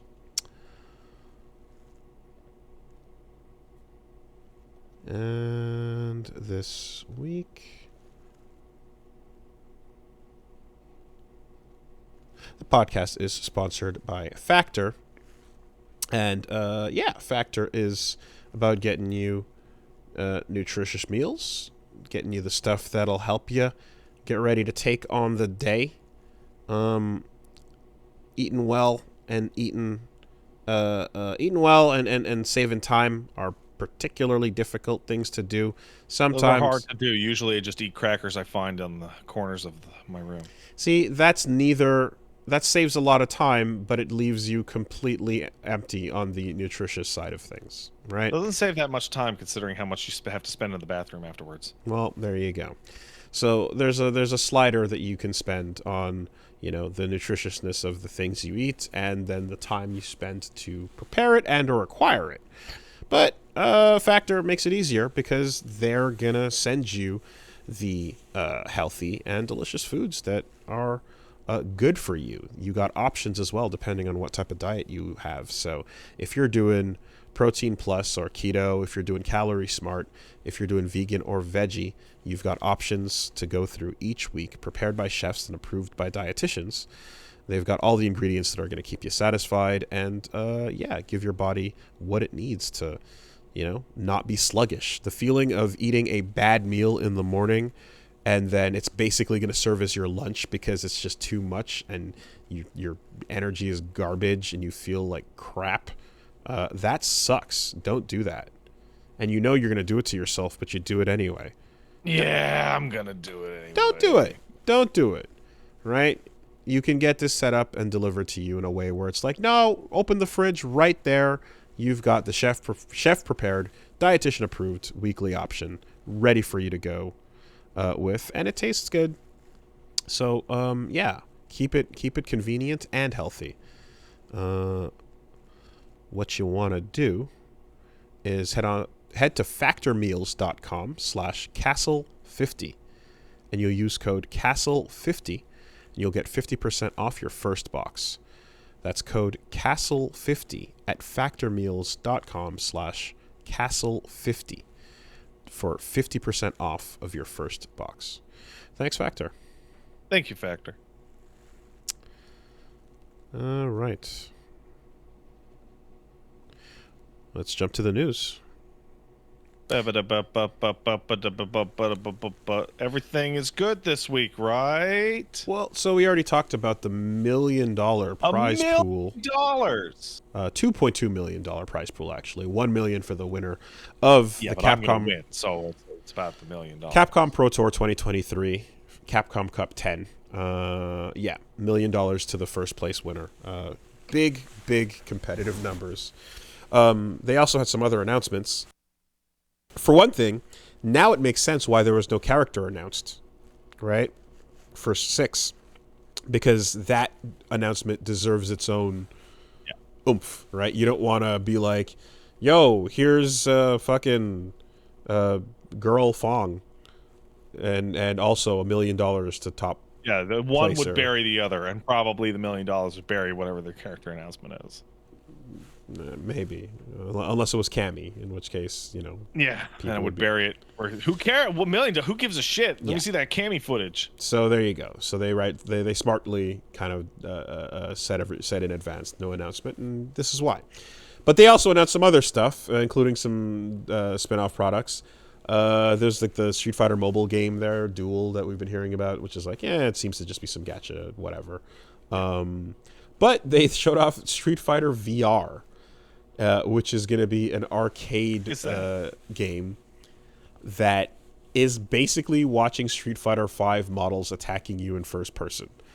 And sounds like shit. It doesn't seem like the whole problem with the idea of Street Fighter in any other angle is that their moves and attacks are designed to look amazing from profile view and insanely confusing when someone's standing in front of you doing it.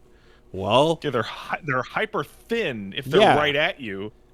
You're gonna block this Tatsu, and you're still gonna vomit because it looked really confusing and disorienting watching a foot fly by your face that quickly.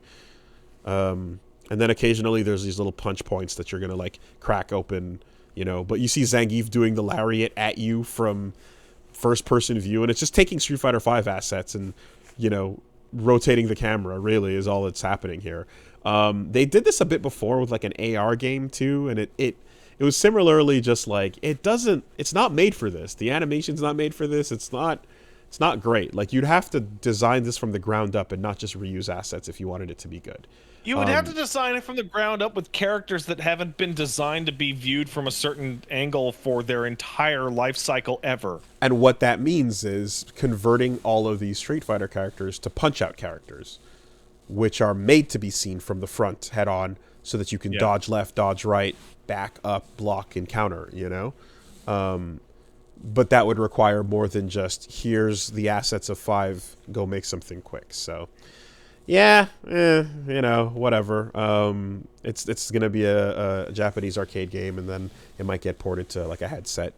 But, if you want to fucking feel sick, maybe consider giving it a shot. I think they're also, like, announcing PSVR 2 stuff. So, seems like it might go hand in hand with that eventually. Alongside that as well, there was some PSVR 2 stuff for Tetris Effect connected, which don't got to get too in depth at that. They just basically added a bunch of really competitive, cool modes for like people that do World's Grandmaster Challenge stuff. Oh, cool. And they added like Tate mode for Switch, so you can play it vertically. But the biggest and coolest announcement Tetris related was the fucking trailer for the goddamn movie, which we heard about last year as there was going to be a Tetris movie, but it was not going to be a movie about the game Tetris as much as it was the crazy story of its creation and it being smuggled over to Nintendo out of Russia during the Soviet era and everything to do with that. So the trailer came out and there's like an Apple TV, I think it's an Apple TV movie or exclusive or whatever. But yeah, like car chases and explosions and spy infiltration and yada yada. To which my understanding is there's been some videos that have broken down the history of Tetris before. Bless you. Excuse me. There's some weird shit and some crazy shit. I don't know that the dramatization of the exploding car chases is going to be particularly accurate. Probably not. But one detail that was not there is one of the co-creators of Tetris that helped the main guy make the game, I believe, like, also then went on to, like, murder his entire family and himself. Cool. And that seems to be not part of... That's omitted? What we've seen there. Might be a little bit dark for a romp about Tetris that's played for gags. So yeah, that seems to be omitted. Seems to be like the angle is like, you won't, like, Tetris is fucking real. You won't even believe how fucking real this shit got. But then not too real, because that's just dark. But either way, sure, Tetris the movie. It's happening. The only part of that whole trailer that I was like, huh, cool, is the idea of they have fucking Yamauchi. At the end of the trailer, Yamauchi. Yamauchi. Yamauchi. Yeah, they have Yamauchi there, being old and evil. Yep. Got the shades on with the color. Just not bad. I'm like, yeah, that's about right. That's the second time I've seen Yamauchi in a couple of years in a video. And that's way more than I would thought. He just got off the phone telling Ballmer to lick his balls. The old Nintendo head was a caricature of a man. Yeah. He's a fucking gangster that happened to run a playing card company that then made video games. It easily could have been a warlord in feudal times. Yeah. It's really weird how Nintendo and Sega just came from, like, direct crime adjacent, like, fucking businesses of, like, playing cards equals gambling equals crime. Hanafuda. Arcades equal gambling equals crime. Like, it's right there. But right next to it equals arcade games equal video games equals children equals crime. Childhood entertainment. So, you know, innocent, fun, happy-go-lucky, built on fucking cut off fingers and people yelling "Hurrah!" Yeah. Big crime. Those Like a Dragon games are documentaries. They're just not about the people you think they are. Well, I mean, the real Yakuza that watched Yakuza did pretty much say, hey, this is how it used to be back in the day, but... Yeah, that article's fake, actually. Oh, no! That article has been found out to be completely manufactured. Oh, the part where they're like, I could see someone having an orphanage as a front for money laundering. Why not? Yeah, 100% God fantasy pulled out of the damn ass. it. Yeah, it's a bummer, because it was great. That thing fucking traveled. That got legs. Well, now someone actually needs to do this. Someone actually needs to go find some real fucking yaks with the finger cut. Well, The problem is like, you know who'd be the best person in the world to do it? Whoever's running the Like a Dragon franchise. Nagoshi? No, he's gone, remember? Right. He went to Tencent. But if they can't do that, because then they'll out the fact that it's like their cousins and their brothers.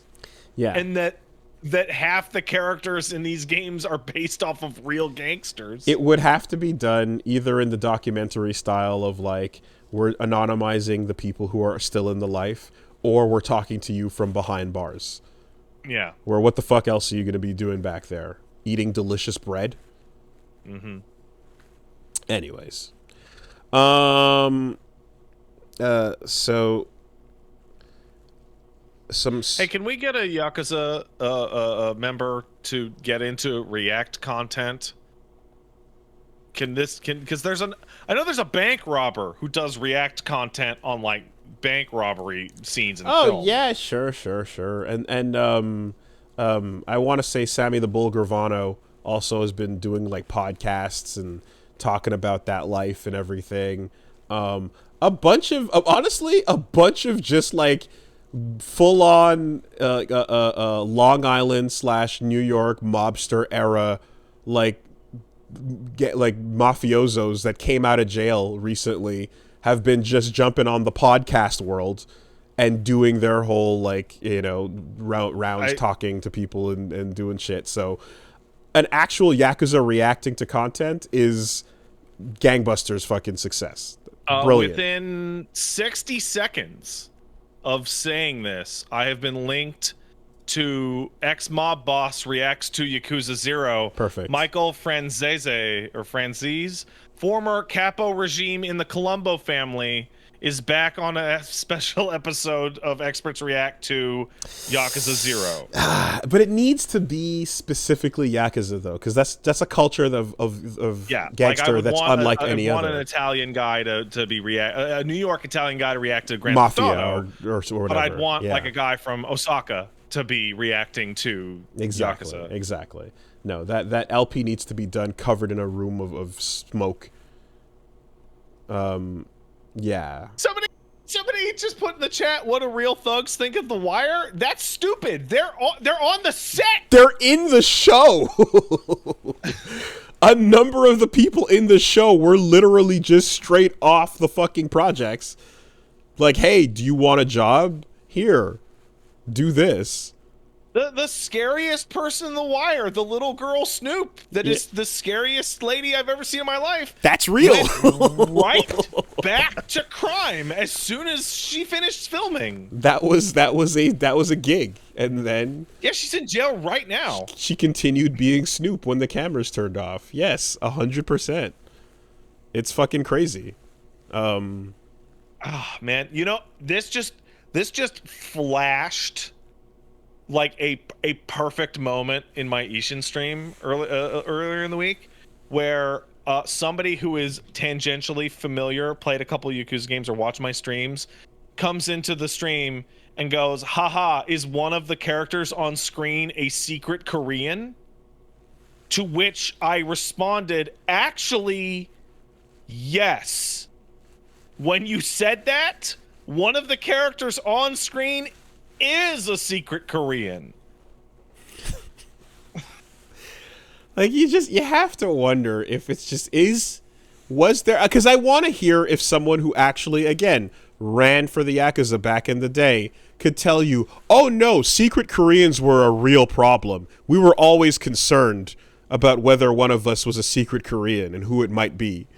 I think we mentioned last time we talked about this, but like part of the Italian mafia is a labyrinthine, exhaustive process to determine that you are in fact Italian. Well, and so that's why so much fucking noise is made about the Irishman that was treated as one of the fam, you know, because it's like, oh, you're an outsider, you usually shouldn't get this level of treatment, but you're kind of crazy, and you know, apparently you quote unquote paint houses for a living, so we'll use you. But that's exactly it. Yeah, it's I want to hear someone say, yeah, actually, I remember the time we found out there was a secret Korean, You know, and every once in a while you got to keep your eyes peeled, you know. What happens to my Google search history if I type in the phrase secret Korean? Hopefully. Oh, it's a pop group. Okay. It's like either that or like a gif of a number of bow and arrows sticking out of the bushes. Like a number of crossbows, rather. Just from the rooftops. God. Anyway. Alright. Other shit's going on. For example, one of the ways... There are many ways in which dead Titanfall games can no longer hurt us. Yeah? There are many ways. One of the ways is when a number of Apex and Titanfall veterans decide, fuck this, and they leave Respawn, and they form a new studio called Wildlight Entertainment. So, I did not hear about this. Specifically, the game director and studio head, as well as a number of vets that were on both Apex Legends and Titanfall, are up to make a team that's a remote first studio called Wildlight. You know, and they've already got a project that they've been working on for a while, unnamed single-player adventure. So let's see what happens. it's fascinating because, from my personal experience, I can think of Bethesda, and I can think of Capcom, in situations of which people are working at these companies and they go, so when are we going to get to do that project that you've been telling us we're going to get to do? Later. And there's only so many years you can do that to people who are really, really just working there so they can get to the cool project they want to make before they leave. And they go, we're going to make our own fucking shit. So the thing is, considering the name of the company was Respawn, right? Yeah. This company should have been called Dropship. It should have been just, absolutely. Just get on the dropship and fucking boost the fuck out. Whatever they make doesn't necessarily have to involve super cool, awesome robots dropping out of the sky that you can pilot. That's fine. What I would expect of their DNA is that these are people that probably care a lot about first-person games that let you run on the walls real fast and do cool shit. It is interesting that this is like, usually you don't hear what happened to make people leave en masse, and it's like, no, these people pretty clearly were working on a cool project that they were excited for that got shit canned, and probably told that they're never gonna get to work on a cool thing like that ever again, and they would rather leave than do maintenance updates on Apex. No, it quite literally says that they were working on the canned Titanfall Apex project that was just announced, or rather that we found out about, right?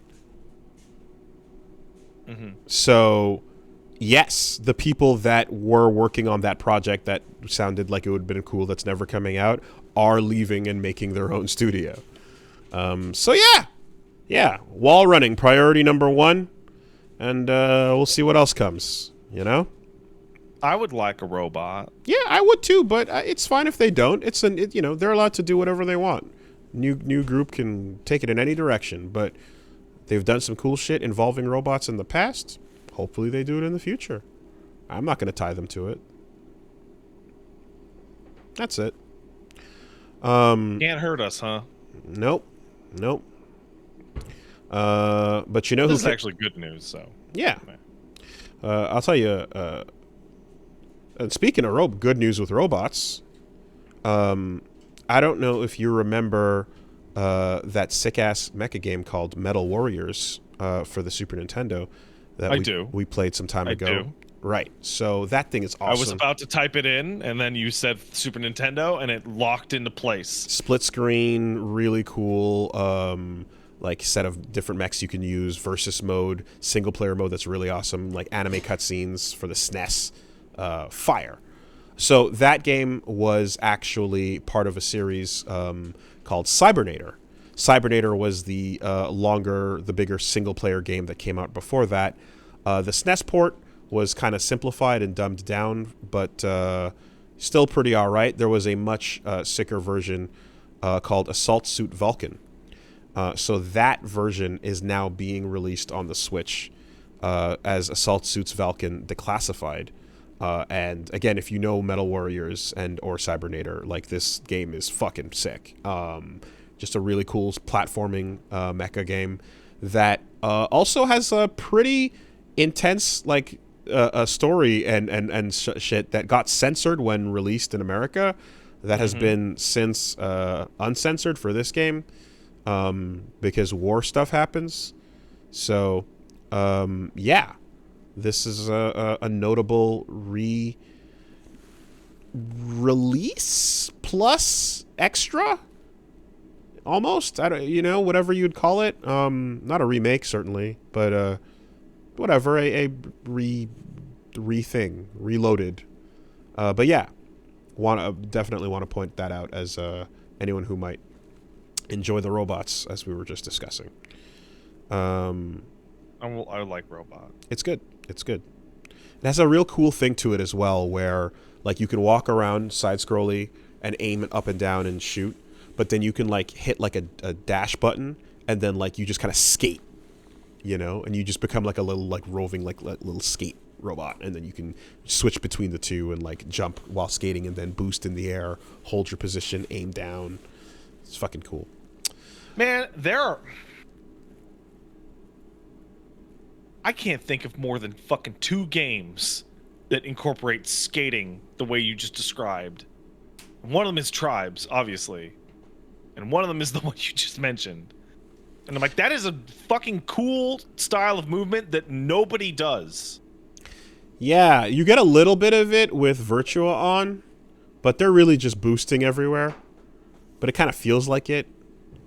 But no. I've always wanted a video game equivalent of Raide the Blade from Trigun, which is the samurai enemy that he fights that has skates and a sword, and between those two keeps up with the guns, Yeah. Anyway. Other stuff going on. Big old fun at Blizzard. Oh boy. Oh yeah? Yeah. Blizzard's going good. Finally, good news for Blizzard. They need it. They've been having a rough time. Well, it turns out, because last time we talked about it, the stack ranking that was being discussed was the thing where basically you were forced to tell employees that were doing fine that they were actually not doing fine. Yeah. This was the system that Metrics needed you to have some people in development, even though they were doing quite okay. And people left the studio over that because they didn't want to shit on their team. Blizzard has spoken out about that. They've come back, particularly the president, Mike Ybarra, did an open Q&A at the company to address a lot of the stuff that's been going on. And apparently the Q&A went so poorly that immediately after it, everyone that was there privy to the meeting, which was a private company meeting, just started yelling online about how fucking stupid it went. And all the pre-screened questions that were answered on all the topics, including stack ranking and remote work practices getting rolled back, and people getting profit sharing bonuses reduced, all of the shit that was hot button, was just given either the most hand-wavy non-answers or doubling down. And people are just kind of leaking that it was a complete shit show. It's been my understanding, digging through all this crap over the past year. Blizzard had a fucked up culture that was determined by all the guys who started the company. Most of them being total assholes, and that filtering down. And a bunch of people who still work there are fucking normal.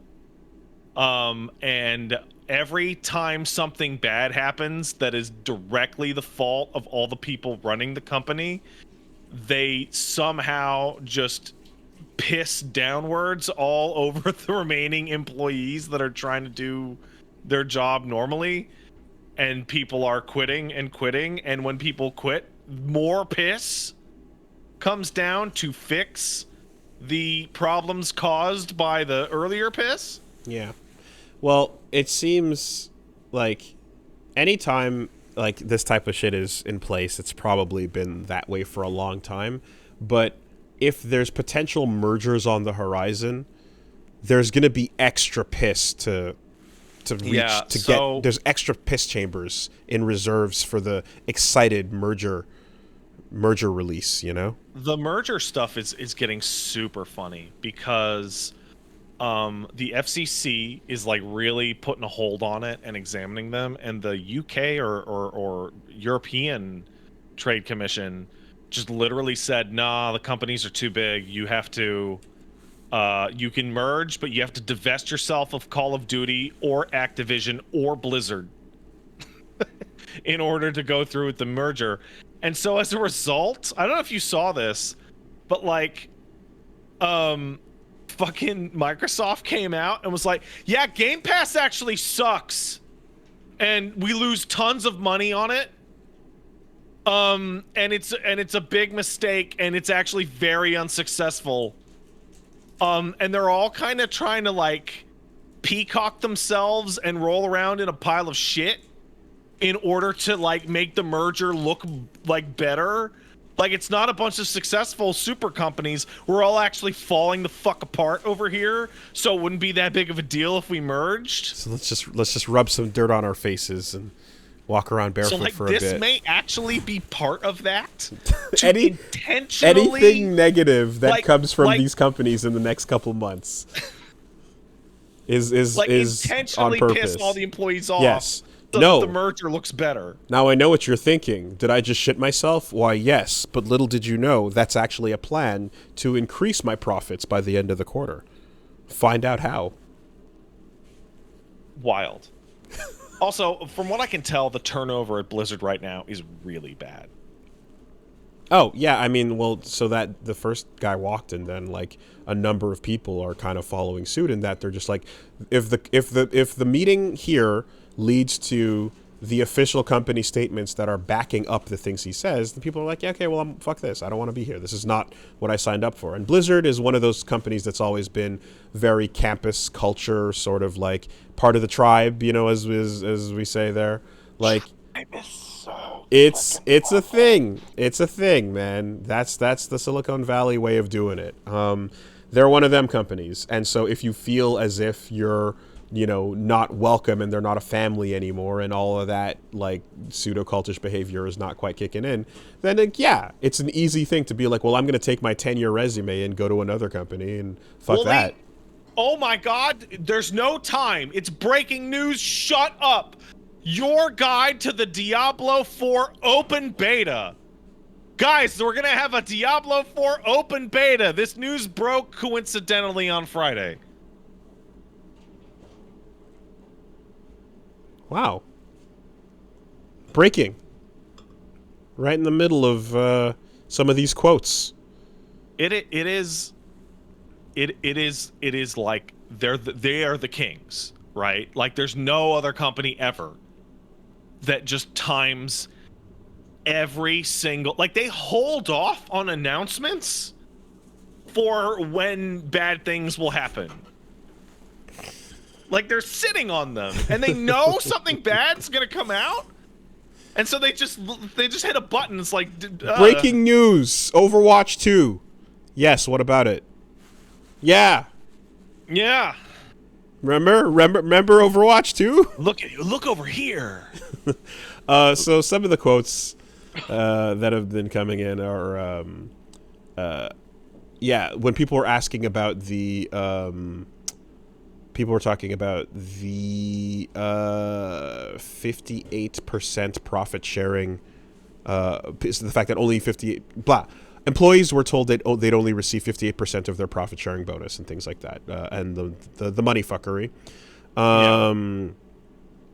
To which Mike Ybarra said, "If you think the executives are making a lot of money and you aren't, you're living in a myth." Fucking Bobby Kotick still works there. Like, all right, so just drop a leaderboard then. Drop a leaderboard. Keep it simple, right? Show the lowest and show the highest, and then what's the rate? Is it a 10-to-1? Is it a 300-to-1? Because sometimes, they go, CEOs can be in the 300-to-1 range of the lowest to highest paid employees. What's your ratio? Where are the receipts? Oh man, so I didn't see that. I didn't see that response. Yeah, no wonder people came out of that fucking meeting just going crazy. If you think the executives are making a lot of money and you aren't, you're living in a myth. In regards to, then there's stuff about returning to office plans and stuff like that. Yeah, that was a big one. Everybody's got to return to the office. Why? We've been working out of office for like 3 years. Nah, well, you got to. At the end of the day, we want people to be happy, and if decisions about being happy don't align with where we're going, and you won't be happy, then you have to do what will make you happy. In other words, get fucked. It's a really wordy way of saying, nah, get fucked though. So it obviously depends on the company, it depends on the industry, but I feel like with the pandemic, and I guess we're in post-pandemic now. I'm not sure. I'm not a doctor. I'm not even going to make that distinction. But work from home was always been work from home was told to most as impossible, right? I have a friend of mine. He worked in call stuff, like telecom stuff.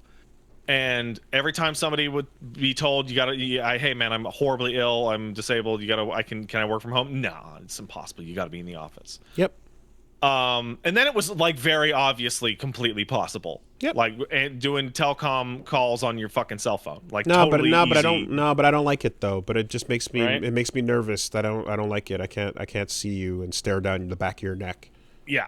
I can't control you as adequately, even though you're actually working better. And then we ran into the issue of like, it seems very obvious that these companies have these like shit zillion-dollar leases on some of the best real estate in downtown zones in major cities, and those leases are going to waste if there's somebody in the office. And there's a bunch of tax fuckery with that. Also, a lot of hardcore type A businessmen hate their family. Sure. And want an office to go to. Sure. But all of that, and now we're in the return to office, and there's hard line and then there's soft, and the hard line's one, hey, everybody's got to come back. So a lot of people only to discover that they suddenly have staffing shortages because people would rather fucking quit than go back to the office. So here's the thing too. A lot of so I know people as well that are in situations where their home setup is not ideal. Like they're in a situation where like they have like children on top of them as they're working, and they're in like a 1-room apartment and it fucking sucks, and they are like, no, I actually want to get out of this situation. I don't want to be there, right? Yeah. And the solution in many cases for where my friends are working is, cool, the office is open if you want to come to the office. It's not if you can stay at home too. And you give people the option to do whatever works best for their situation. That's great. It is not affecting productivity. You're totally fine to take whatever comforts you prefer. In this case, it's not about giving the option. It's about, again, forcing a certain way of doing it, even though it's been proven to be completely worthless. Listen, guys, person who is totally not pretending to be Mike Ybarra or any senior staff left at Blizzard. When there's no one in the office, there's no one I can inappropriately pull my penis out and do a dance and piss on them and have the power over their employment to make them not tell anyone when there's no one actually in this office. So come on, back to your chairs, sluts. Yeah, I suppose you could make that leap, Pat. I suppose you could. I suppose there's some way to string that twine to that other cork on the corkboard. Is that possibly exaggerated? Conceivably. However, I'm going to go ahead and say there possibly was like a person who thought, I want to get back in the office with X so that I can get close at some point. And probably was like, I missed the company parties where... This is the way that it works. I go up here, and then you just soften the edges off that. That's realistic. That's what actually probably realistic. exists, yes. That's probably the real version, for sure. That being said, much like every other place that I've heard about this, I feel like Blizzard is going to lose more staff than they are expecting. Yeah, and allow that to, hey, it's all deliberate. Whatever goes wrong, but hey, merger, what's the problem? Look how shit we are. The company's in shambles, dude. Oh, it doesn't even matter if we merge. Come on, look how terrible we're doing. Come on. Yeah. Anyway, so that continues, and people are very upset. They're not okay. They're not okay with it. Speaking of quitting, I want to see Ice Storm, the indie company, please. Yeah. I mean, it'd be too big in scope, but sub-teams probably with a more hard-edged focus. Sure. Would make sense. Speaking of quitting, I was just kind of... I caught wind of this, and I had no idea what the deal was, but there's a recent... Wait, hold up. I'm being told that 2 different companies already exist using that naming convention. Wonderful. Yeti and Frost Giant. There you go. Oops. Yeah. So there's this manga called Cypher Academy, and it's a new Shonen Jump series. And basically, the news was that the translator fucking quit. Yeah, I saw this, and then I was like, how bad could it be? How bad could it be? I went and looked at some of the panels. I'd fucking quit too. Holy shit. Like, I was like, why is this a story? What happened? What is the Cypher Academy? And you go and you look at what the translation is, and it's actual nonsense, because we laugh at the dumb, like, Kojima puns and the English wordplay that a lot of Japanese games and visual novel style stories love to just lean into, and how a bunch of that doesn't work when you go into English, but you're going to try because the Somnium Files needs to be about AI, but also the I, but also I, the name, but also I, the love. And you're just like, oh my, like, is it just, really? Is this everything? Is this all of the depth? Is that everyone that has a name made out of hiragana or katakana or kanji can be read in multiple ways? And then those multiple readings mean different personality trait? Like, is that it? Mm-hmm. And it's like, yeah, that's a thing. And some people are so obsessed with that it goes to the level of Cypher Academy, where this appears to be the whole deal. The most recent chapters in particular, the last 3, have had disclaimers on them where the translator was like, yeah, this shit's fucking crazy, and I tried, but fuck. And then you click. It's wild. You see a translator note that basically reads, I gave up. Here's what's happening. And you see the wordplay battle that's taking place. And basically, you have to give answers that are only half syllables from the kana syllabary, and then draw from cards that are like half syllables of kana, and then create a list of answers to trivia. And then the positioning of said trivia needs to be stacked in a most verbose to least, like most letters to least letters, like reverse pyramid, and that's like the first step of whatever the word cipher battle is happening here.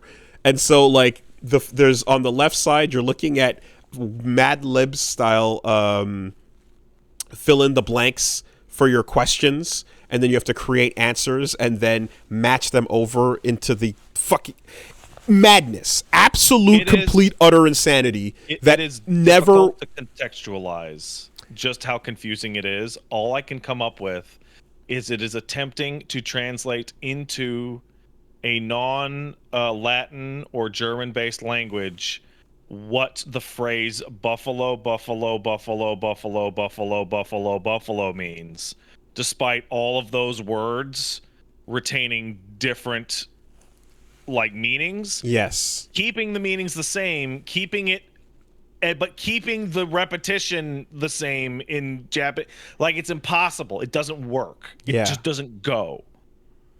Yeah, but it's also, again, just predicated on the fact that the depth of these buffalo, buffalo, buffalo, buffalo, buffalo, or ton,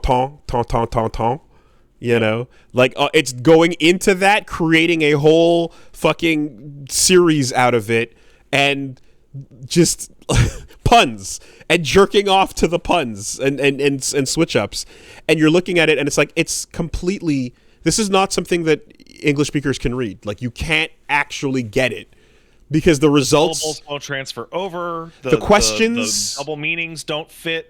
The puzzle questions don't make any sense to you, and then the answers have no connection with the questions to begin with. And it's just two characters staring at these cards, freaking out over the choices and the results. And like at certain pages, you scroll down and you just see like, so half the page vertically is the art of the character, and the other half is just the text flying. It's just syllables that are transliterated. Like a newspaper, and you're like, almost. I don't know what it means.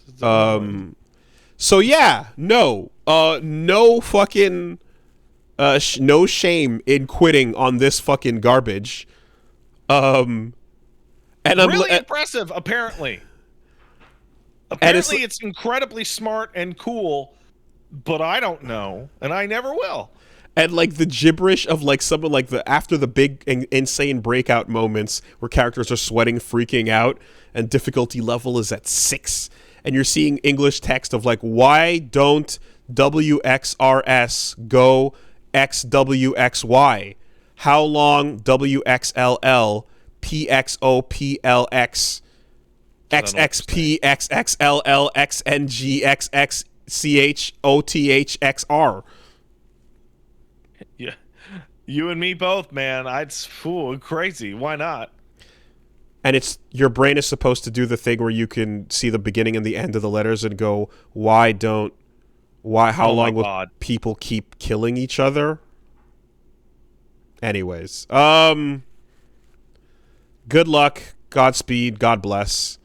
No one will blame you. No one will look at this and think, you fucking ran away. Kumar, hats off. I have an example. I just saw somebody in chat mention it, and I went and checked on the Steam forums to see if people were talking about it, and they are. People asking if Baba Is You could ever be translated into Japanese, and the answer is no. It doesn't work. Absolutely. Pause. No, hold on. Pause. I'm going to disagree, because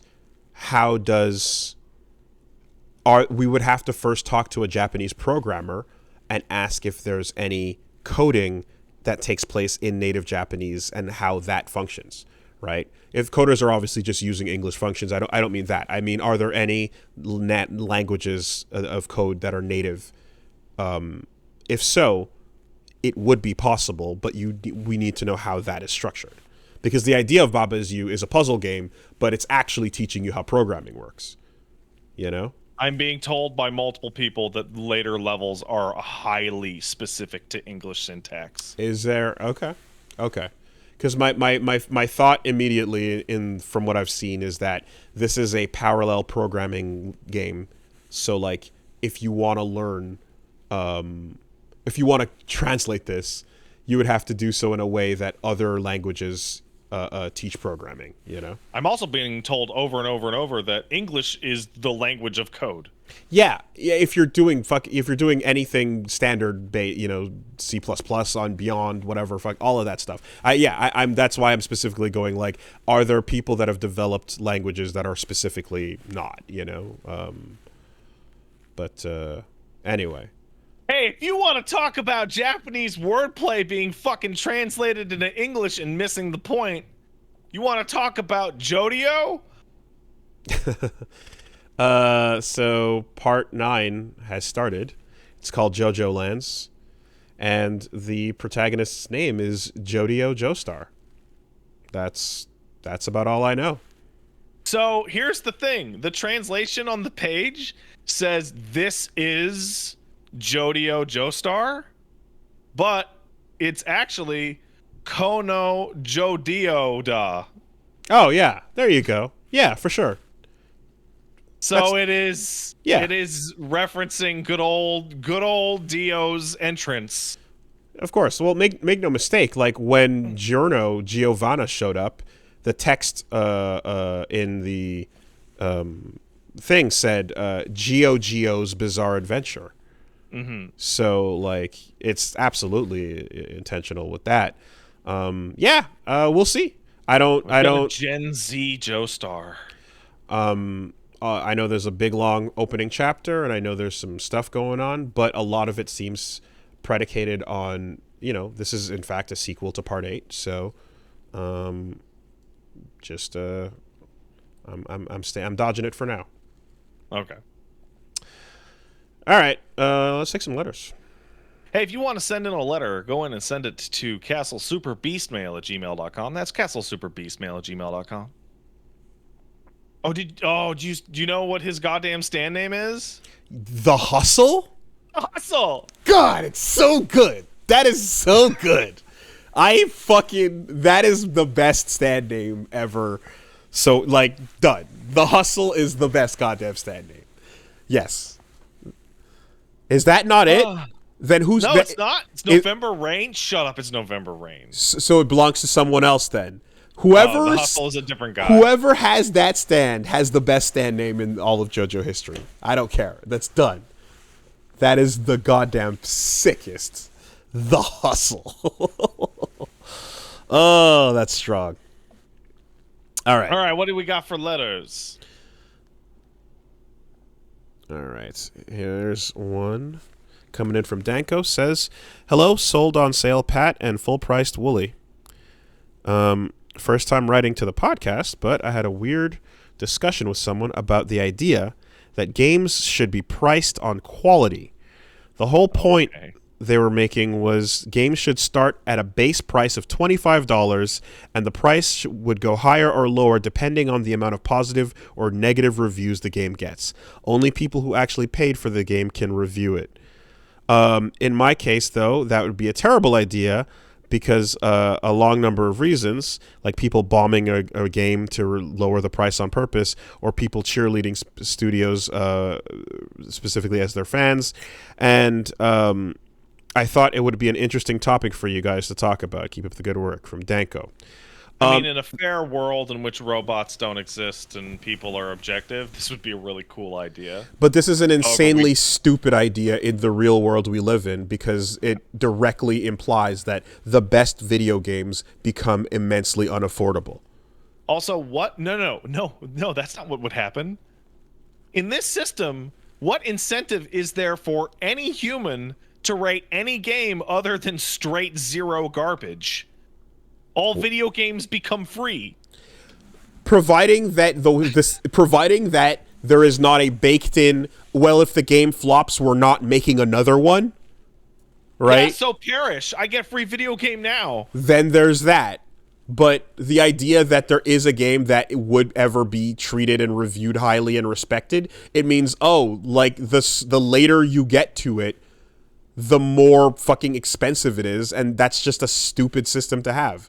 There's no benefit to that. The idea of like, oh, your bad game should cost less and yada yada is like that's layer one of the economic thought, the reality of that kind of situation. So It's a really dumb idea. A version of this idea does exist currently. There is a version, and that version is buying an early access game the day it hits early access when it is way, way worse than the version that will eventually come out. You will assuredly get it for much, much cheaper. I think that's as far as it can be pushed. There's the other version of that in reality is after a certain amount of time, games go on discount unless they're Nintendo games. And if the game is particularly bad, you might catch it in the bargain bin sooner than others because they're trying to get rid of their stock. For example, this weekend I was considering buying Midnight Suns, the Marvel XCOM game, because it was 40% off despite coming out last month. And I was like, should I get it? And then I was informed, just wait till all the DLC is out, and then it'll go 50% off. And I was like, you're right, I could do that. However, that is not a Nintendo game. Yeah. Which will never go on sale, ever. And then there's just the absolute batshit pay structure that would become like working on a game like in any capacity as a team. Like you don't know whether you can keep the lights on or not because you just it's at the whims, and there could be a system of like, well, here's your salary versus the profits it makes or doesn't make. But there's just once you think about it beyond that first step of good game, like bad games should cost less. And like that's the first, and then everything after that completely falls apart. So no, dumb idea. Terrible. It's a fun thought experiment, right? Yeah, I suppose. But it's divorced from the reality of the world we live in and how people like make money and survive and fucking get paid. There's an old like World War II era military saying that reminds me of this situation, which is no plan ever survives contact with the enemy. Mm-hmm. But in this case, enemy is reality. Right. The instant this idea even brushes up against how anything actually works, it would just fall apart into a million pieces. Yeah, and I would say that in fact I'm sure there's a ton of schools of economic thought that are fantastic on paper, and when placed in the real world, fall apart like a stack of cards. And it's fun to think about and hypothesize about, but like until you're seeing it in a real situation where people have real incentives or disincentives, keep it on paper. All right. Here is one from Steve who says, hey, Pat and Wooly. The recent Dead Space and Metroid Prime releases have me battling my brainworms, and I hope you can help. What qualifies a title as a remake versus a remaster versus a re-release versus a reboot? It's starting to become a serious concern, like Shadow of the Colossus, FF1, RE4. All these games have multiple versions and varying degrees of fidelity and content. As in popular classics, they're probably doomed to receive further releases even in the years to come. Should the industry standardize these terms and label them accordingly, or do we need to forever remember the year of the game's release as a part of the title, like Doom 2016? Okay. I just saw somebody in the chat just yell out "soft C boot," and I'm like, yeah, perfect. What a perfect. So yes, it's marketing, and yes, like there are people who lie and or misuse these things. But to me, when they're not being misused, there are clear definitions for what they are. I would say that's right. Yeah.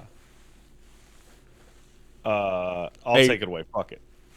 So your re-release is, hey, it is relatively unchanged. It's a port. It has been ported. So a re-release would be, for example, every version of Resident Evil 4 to date, right? Yeah, the end goal was to recreate the experience played elsewhere. If anything changed, it was unintentional. because fidelity is the number one priority. Right. Your remaster is it's also a port. However, they have gone in and they have actually futzed with the guts. They want it to run faster. They're going to clean up some textures. They're going to widescreen it. They're going to, do all the things to clean it up and have it pretend to be a video game released in the year that you are actually going to purchase it. A remake is more than that. I would say a remake is the point in which large-scale assets are being completely replaced. Yeah. The overall game is still doing the same thing, and the events are more... And there might be extras and things changed about the combat and so on, but for the most part, it's the same game redone. A reboot can just be a completely different game that has nothing beyond like the titular like names of people and or things, but there doesn't have to be any common threads whatsoever, right? So, if you want the series that you can look at that has all of these, look at Resident Evil, and we'll take Resident Evil 1. Resident Evil 1 Director's Cut is a re-release that has slightly different music, or the Saturn port would be a re-release of Resident Evil 1. However, then you have Resident Evil Remake, which is a ground-up, complete asset, like brand new game, 100% new asset, new sound effect, new mechanic, everything, but it's built on the old blueprint. Then you have the re-release of Resident Evil Remake that is actually a remaster on the PC and modern platforms many years later, in that it is the Resident Evil Remake, but it's actually just been cleaned up and had widescreen added to it and modern graphics options. Yeah. I think a lot of these names also get a little bit more clarified if you think about them in context of film, right? If a film gets re-released, they grabbed the old 16 millimeter or so, they hit the reel, and then they're putting that back out so that you can see it in the state that it was released in the same aspect ratio. If you're seeing a remaster, you're probably seeing something that either is adjusting the quality of the actual film. They could be using music that's like a better recording of the same music, better, clearer audio at the time, and they're taking the same pieces and using better quality versions of the same pieces and putting them back together. In some cases, they'll upscale, go to 4K or whatever. Hey man, it's in Technicolor now. Can you fucking believe that? Exactly, and that's the mastering process. Remastering refers to the mastering process of bringing all the assets together. The assets are now sharper than they could have been when we first combined them back in the 70s. A remake will be, we hired new actors and built new sets and filmed a new version of the same events unfolding the way they did in that last movie. And then the reboot is, this is a brand new movie, and the main character and the place the story takes place in are the same, but everything else is different. And then a soft reboot is mostly the same events, but it somehow contains the old continuity. And then a soft C-boot is a sequel to the old continuity that still technically retains it while mimicking the old events, but still technically remaining within canon. Shout out Star Trek. The new Halloween movies are actually soft C-boots. As Star Trek as well. Yeah. It's fucking stupid. But it didn't exist until, as far as I know, I might be wrong on this, I don't think that existed until the Star Trek moment happens and you go, oh fuck, they're connected, right? Yeah, that is a soft C boot. You're right. Yeah, that's where that concept even came along.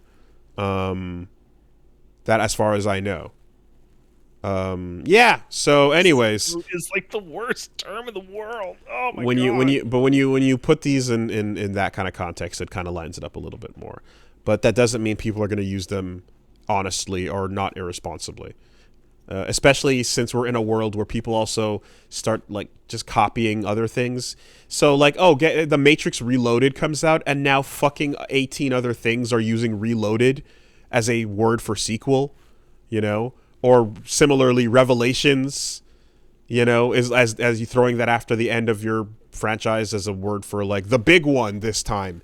Like people still do that. It's still super weird to see Reloaded used outside of like Matrix context, because I was about to say outside of the pirate copies of film, because it's also like directly referencing the code nature of the thing they're discussing, and then there's Metallica albums, but anyway, all this to say that and then marketing word can barely be trusted these days.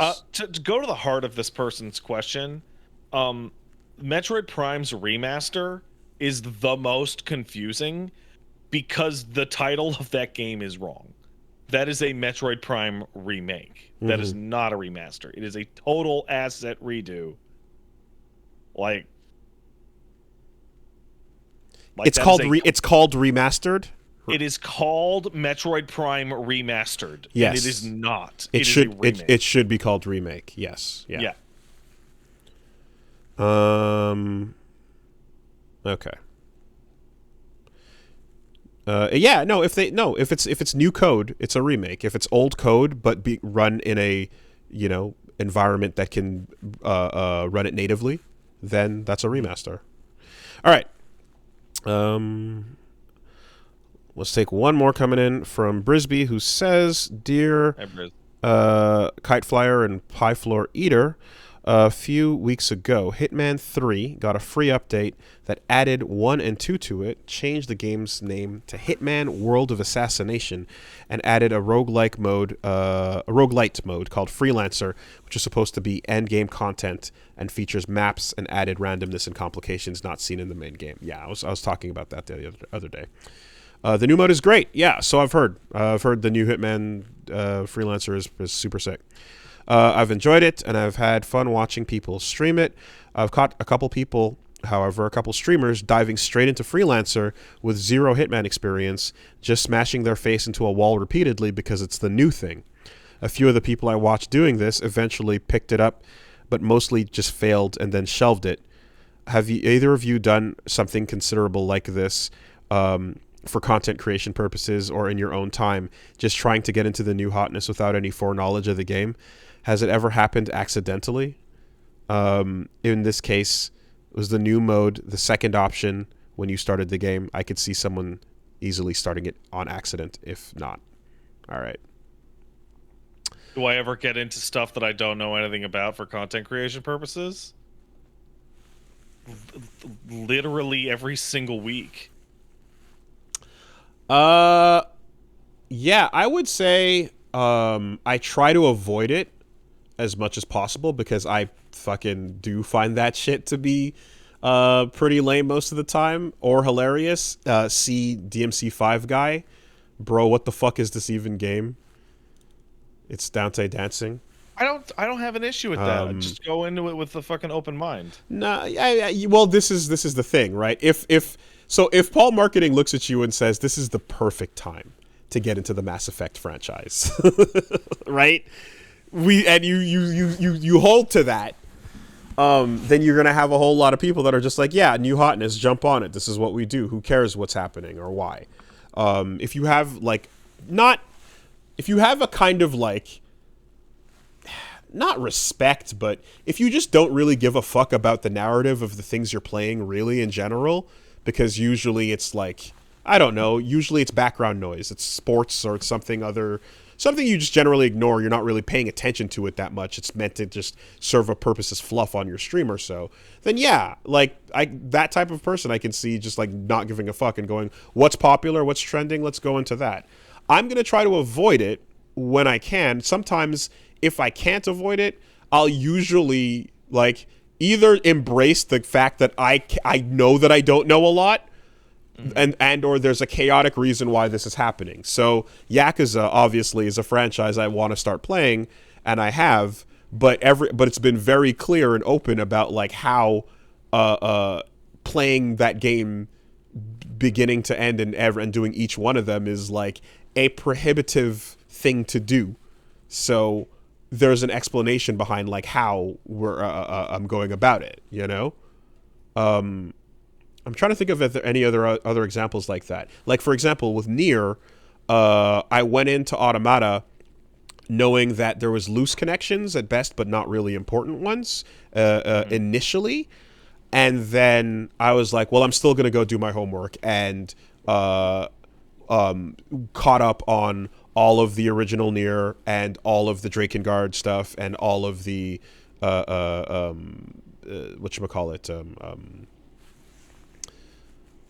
all of the Drakengard stuff and the summaries. So I felt like, okay, I'm going to do some prep work. I'm not going to go and sit down and get through them, but Clem's did a pretty good job with those videos, priming the situation. So sometimes you can kind of go into it doing your best at it. But I have to say, I disagree with everything you just said extremely strongly. Okay. I get it, and I used to think that way very, very much. I used to be like, I can't start this TV show because I haven't watched all of the TV shows leading up to it in the 60s. Mm-hmm. Right?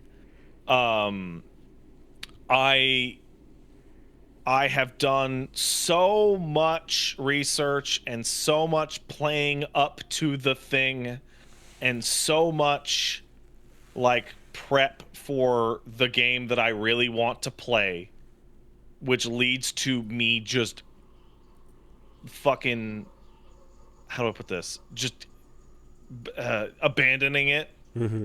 I think back to there was an excellent take by now Chris Wolfhart, formerly Mr. Fields, which is when you're looking at something that you're like, I would like, oh, that video game looks really cool. Do I have to play the prequels to understand it? And people go, yeah, there's a lot that you would get out of it by playing the prequels. And then they go, but I don't want to play the prequels. I want to play the new game. Mm-hmm. Anything other than just playing the thing you actually want to play will result in you just completely abandoning it for the vast majority of cases. Let's take Witcher 3 as an example. Is there an enormous amount of like continuation and appreciation for playing Witcher 3 if you've played Witcher 1 and 2? Absolutely. If I were to tell you, hey man, before playing Witcher 3, you should play Witcher 1 and 2. It's really important. Mm-hmm. People will play Witcher 1 for about 10 minutes mm-hmm. and then fucking quit and leave. So, I am currently engaged in that exact mentality with Xenoblade. I don't really like Xenoblade 1 and 2 and the way they play. I played Xenoblade 3 and really liked the way it plays. However, I know that events from 1 and 2 are going to be tangentially or somewhat involved in that storyline.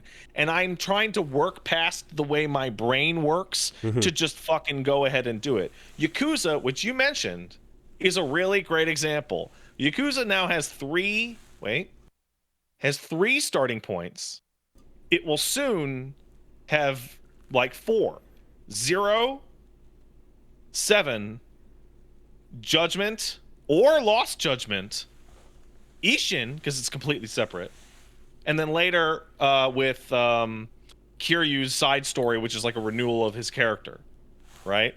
As somebody who went through 1, 2, 3, 4, 5, 6, and then to 7, the amount of like stuff that I got from going through all those games and then going into 7, and 0 also, was like relatively minor compared to the fact that I knew that Kiryu existed.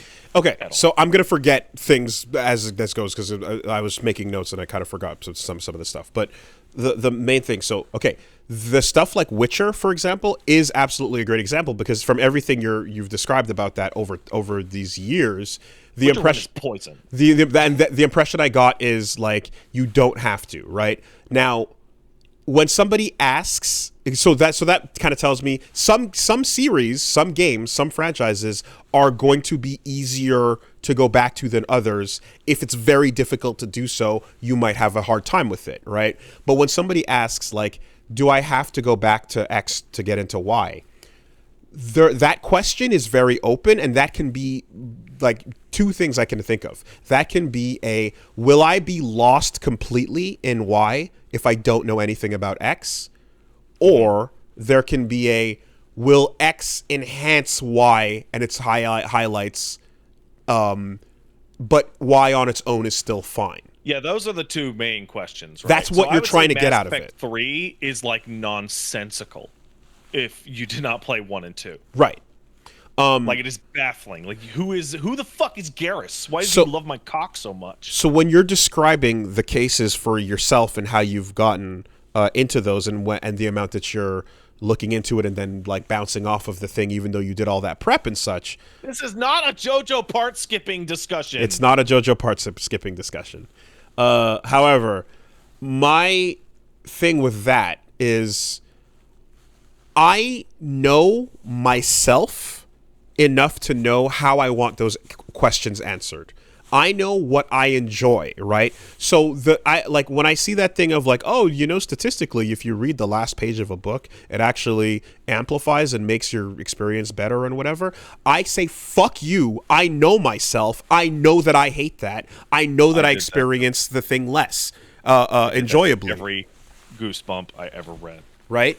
I if that applies to you, then that's nice. But I know myself to know that makes my experience worse. Furthermore, I know that like I'm someone who's willing to put myself out in terms of context by going into something a little older and more something that you don't necessarily have to get into.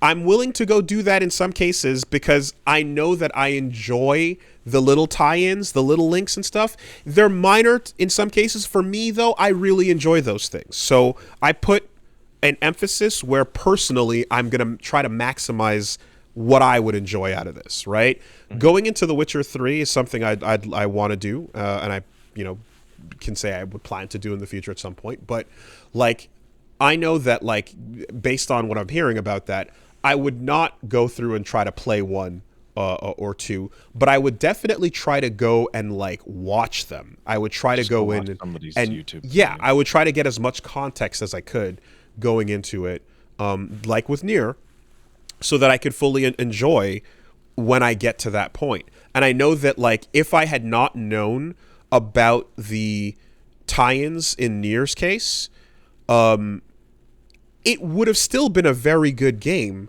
but the little bit of flavoring that it added was enough for me to really emotionally love the returning characters, the returning elements. Those were the strongest bits that I'm like, oh, fuck, the history of what that means is something that is more important to me than it might be to someone else that's like, it's not worth my time.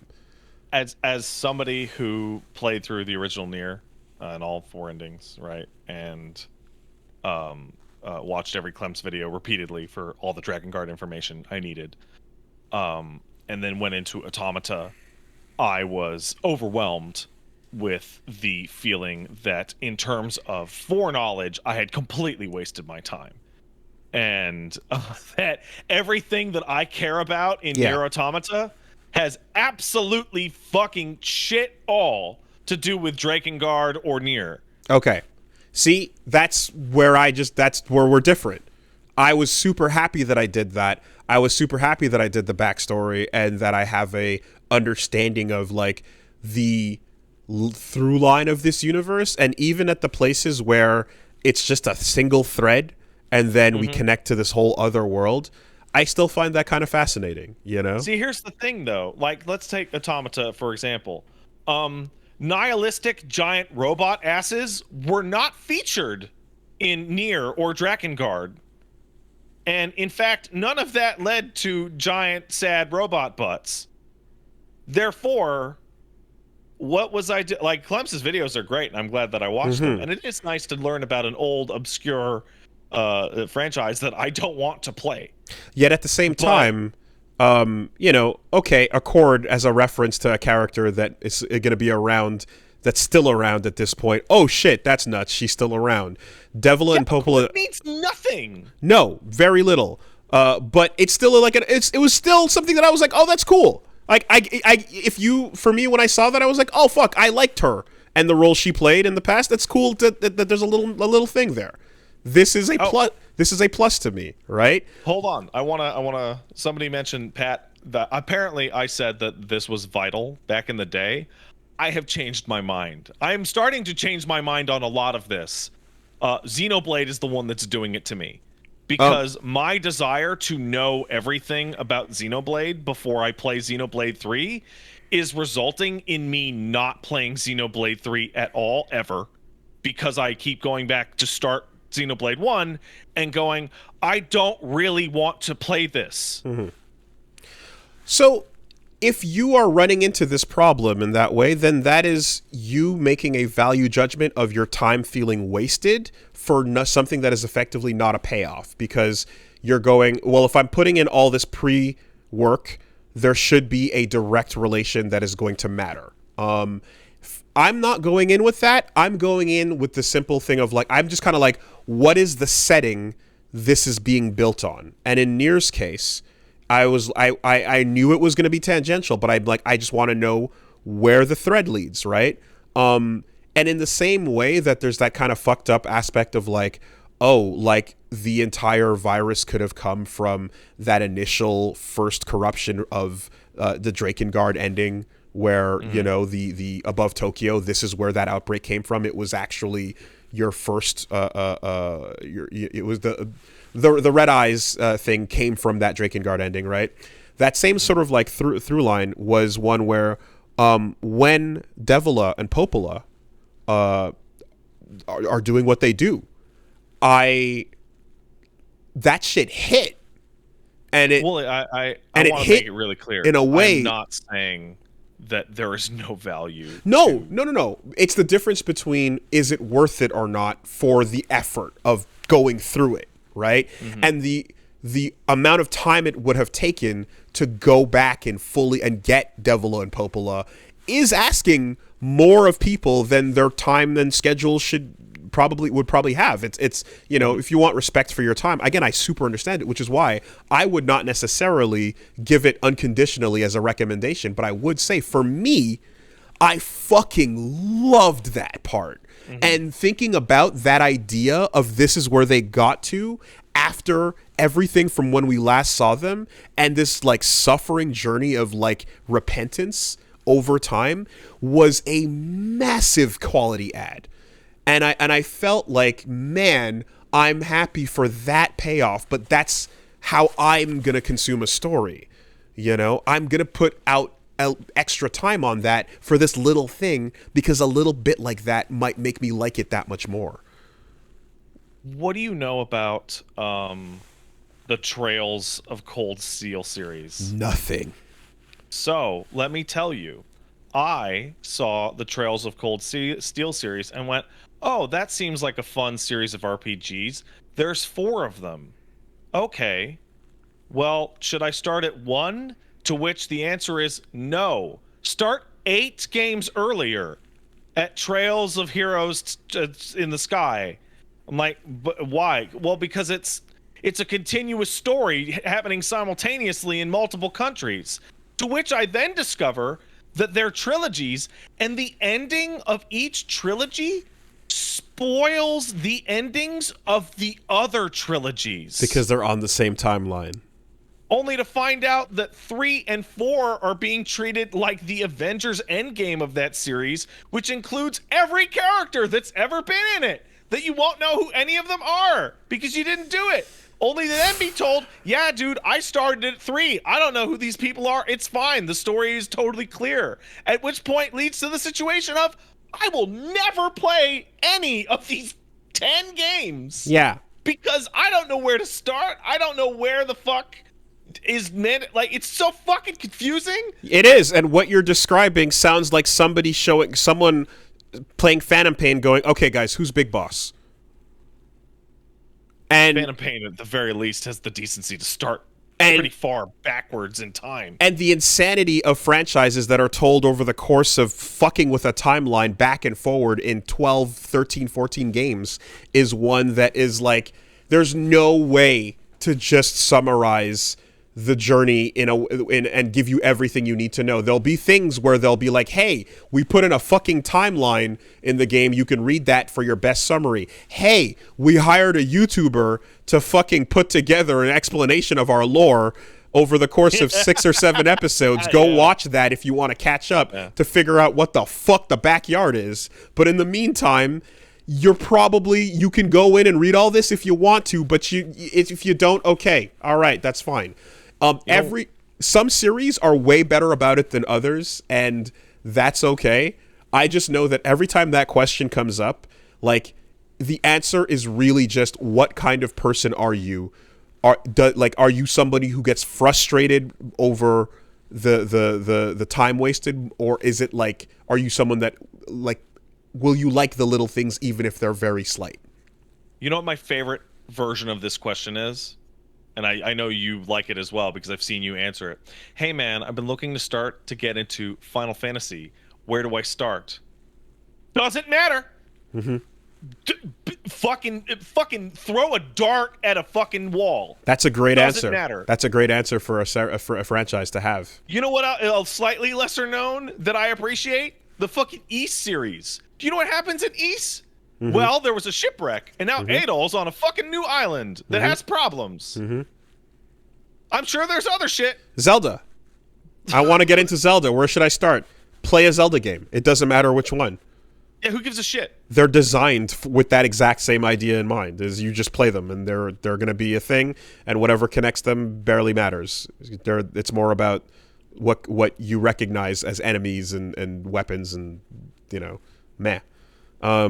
That's great when a franchise has that ability. Of course, the continuing narrative over time is a unique type of thing that can be really awesome with a massive payoff when it's a long journey.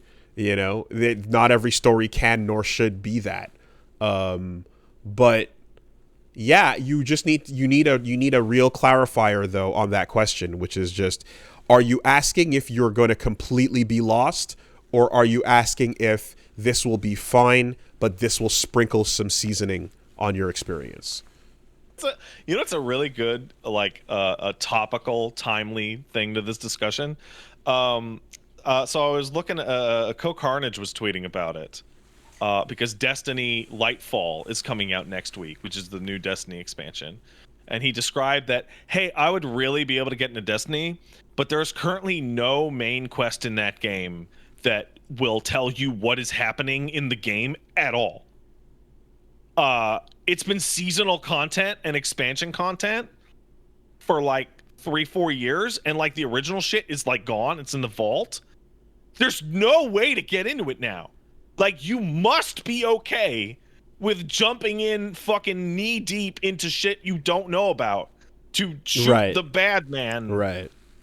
One of the fucking great ones that, everyone clearly wants an answer on is when it comes to fucking Kirby, where do I start, right? Oh, dude, Kirby, it's a marshmallow, man. The best part about the where do I start Kirby flowchart is you start at Kirby Superstar, but the reason why has nothing to do with lore.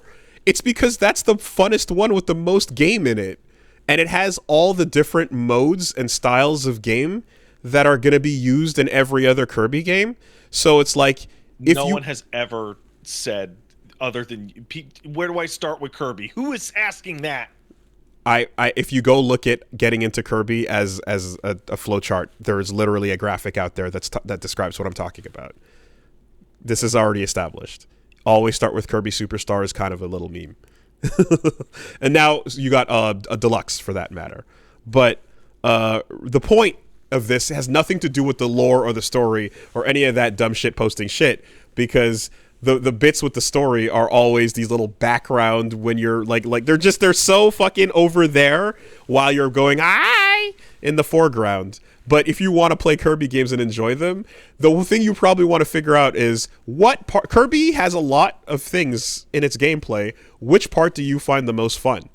And Kirby Superstar lets you find out which part of the gameplay of Kirby you like the most, and then you can play games that are more about that thing you liked as opposed to the other things you didn't as much. It's a gameplay teaser. I just saw in the chat the most insane take I've ever seen about this discussion. We have a guy in here. I am playing Baldur's Gate 2 right now. Never played the first one. That's legitimately so crazy because that is like that's one game split into two games. That's literally like the first chapter and the second chapter. And they just went, "No, fuck it, Baldur's Gate 2 is better," which it is. It is. I'll play that one. And I'm so fucking jealous of that. The amount of shit that I haven't watched or read or gotten into. It's like, well, I got to do the research for all. I got to know everything's like the people that go, hey, fuck it. That Marvel Endgame is happening. I guess I'll see what that's about. And just wandering into the theater. Those fucking saints. It's not a goblin for me. It's me knowing myself and knowing how I like media. And I know the times where I watch it and then I read something afterwards and I go, oh, that makes me like this a bit more now. I realize kind of like, oh, I know I would enjoy it more knowing it beforehand. That being said, there's another aspect to this question, and we don't have to fucking go too much further on it, but the part where we're talking about people who jump on the hot thing because it's hot, right? Yeah. This has been the entirety of, our discussion over fucking the last decade has been that, and I represent the antithesis of that to my detriment, right? When you play the hot thing, it's more of a shallow decision, but it's also an economic one in which people will tune in, eyeballs will check out the new thing because they too are curious about the hot thing. So like you can choose to stand on the like, no, I'm gonna play like not just because it's hot, but it's because it's a better playthrough and or a good thing or a thing I want or care about, whatever the reasons are. And all of that will fly in the face of cool, good luck growing your channel, your base, your whole thing, right? There's a part of it where if you don't do that to some degree, you're just being bad at your job. You're being a bad YouTuber, you're being a bad Twitch streamer to some degree. If we lived in a world where the attention economy was not built in this way, I would love to just stand on that aspect of it and keep it pure, quote unquote. But every once in a while, when the stars align, guess what? The hot new shit is also Hi-Fi Rush. Yeah. So there's no problem jumping on that. And that's what I guess I try to aim for whenever possible, you know? So for me, the most recent example that I can come up with is Dark and Darker, a game that I went to the Steam page, looked at it, went, I don't get it. People won't stop talking about it, though. Everybody's talking about it. People in my Discord, my friends are playing it right the fuck now. Fucking, I don't fucking know, but I don't get this fucking shit. All right, let's install it. Let's fucking roll. Let's give it the old college try. And as long as I feel like I gave it like a fair shot, I feel satisfied. Even if I bounced right the fuck off it, which I totally did in this particular instance. I feel less satisfied simply because like I'd rather do the research in advance, and then if it turns out the game is one I'm going to bounce off of, I'll just never start it, right? And if it is something I would consider, then I want to go all the way through, because in the future, I know how it would feel if I was going through something and then it just stopped abruptly, and I really hate that feeling. I know as well that if I were to start and stop things all the time, constantly, it would be objectively like the quote-unquote healthiest thing to do for the channel. But it would bother me personally, you know? So I just don't see myself ever really fully going that way on it. But I see like trying to come up with compromising ways to like play games that are capable of being, you know, played in short bursts or things like that. But yeah, I'm not running things the right quote unquote way. I know that, you know? Hey, Wooly, how far are you in Hi-Fi Rush? Um, the chapter after Corsica. Okay. I just saw like how much of Xenogears do I need to play to understand Hi-Fi Rush? Which is Yeah. like the absolute most fringe extreme variation of Right. this discussion. Right. Yeah. Yeah. And, you know, this is also doesn't take into account to the modifier that is, I have somebody that comes over and our mutual schedules being free is when I can play games, as opposed to literally just hit the button anytime, you know? Like, Yeah, like me, I'll stream, and then I locked myself out my fucking front door, fucking 2 a.m. one person woke can everybody do up trying to get back in. one person can do a whole lot more than multiple people can in terms of just the scheduling ability and logistics, which is why, like, the joke from back in the day about DSP outlives us all. DSP outlives the old channel. DSP, like, you know, continues, and it's like, yes, that is true.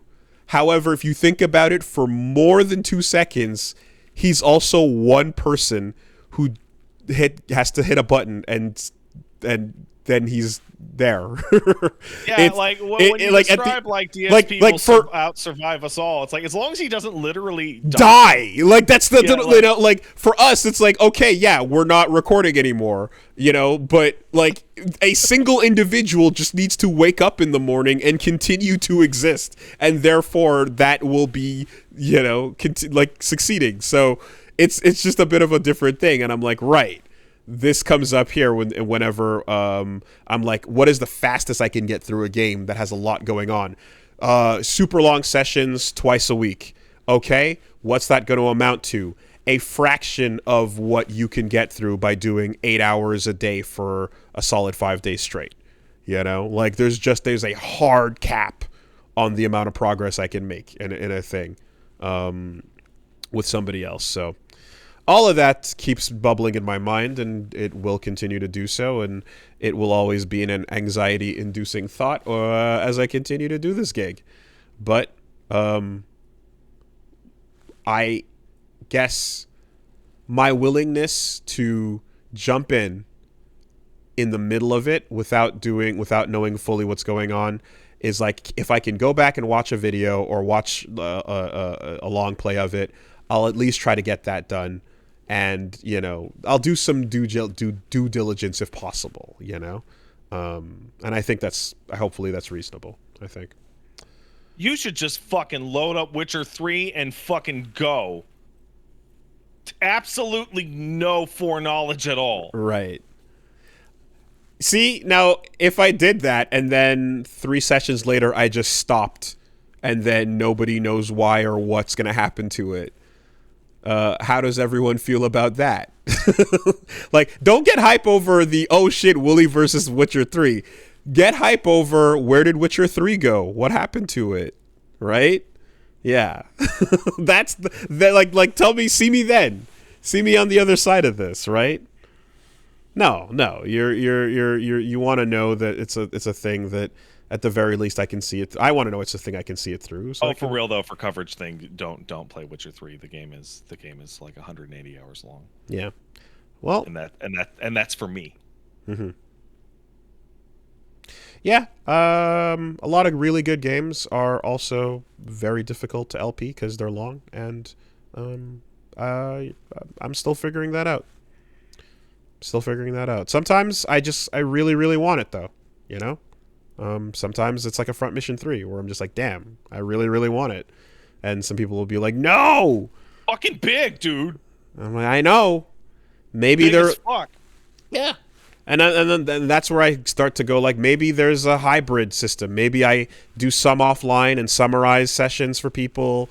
Maybe I do some way to split it. You know, I did the Death Stranding catch-up sessions before each one, or Elden Ring.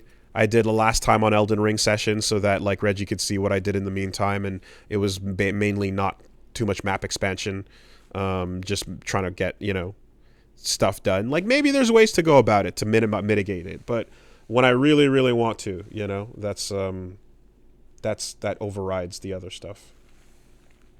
Anyways, I'm fine with that. As long as you give it an honest take, honest chance.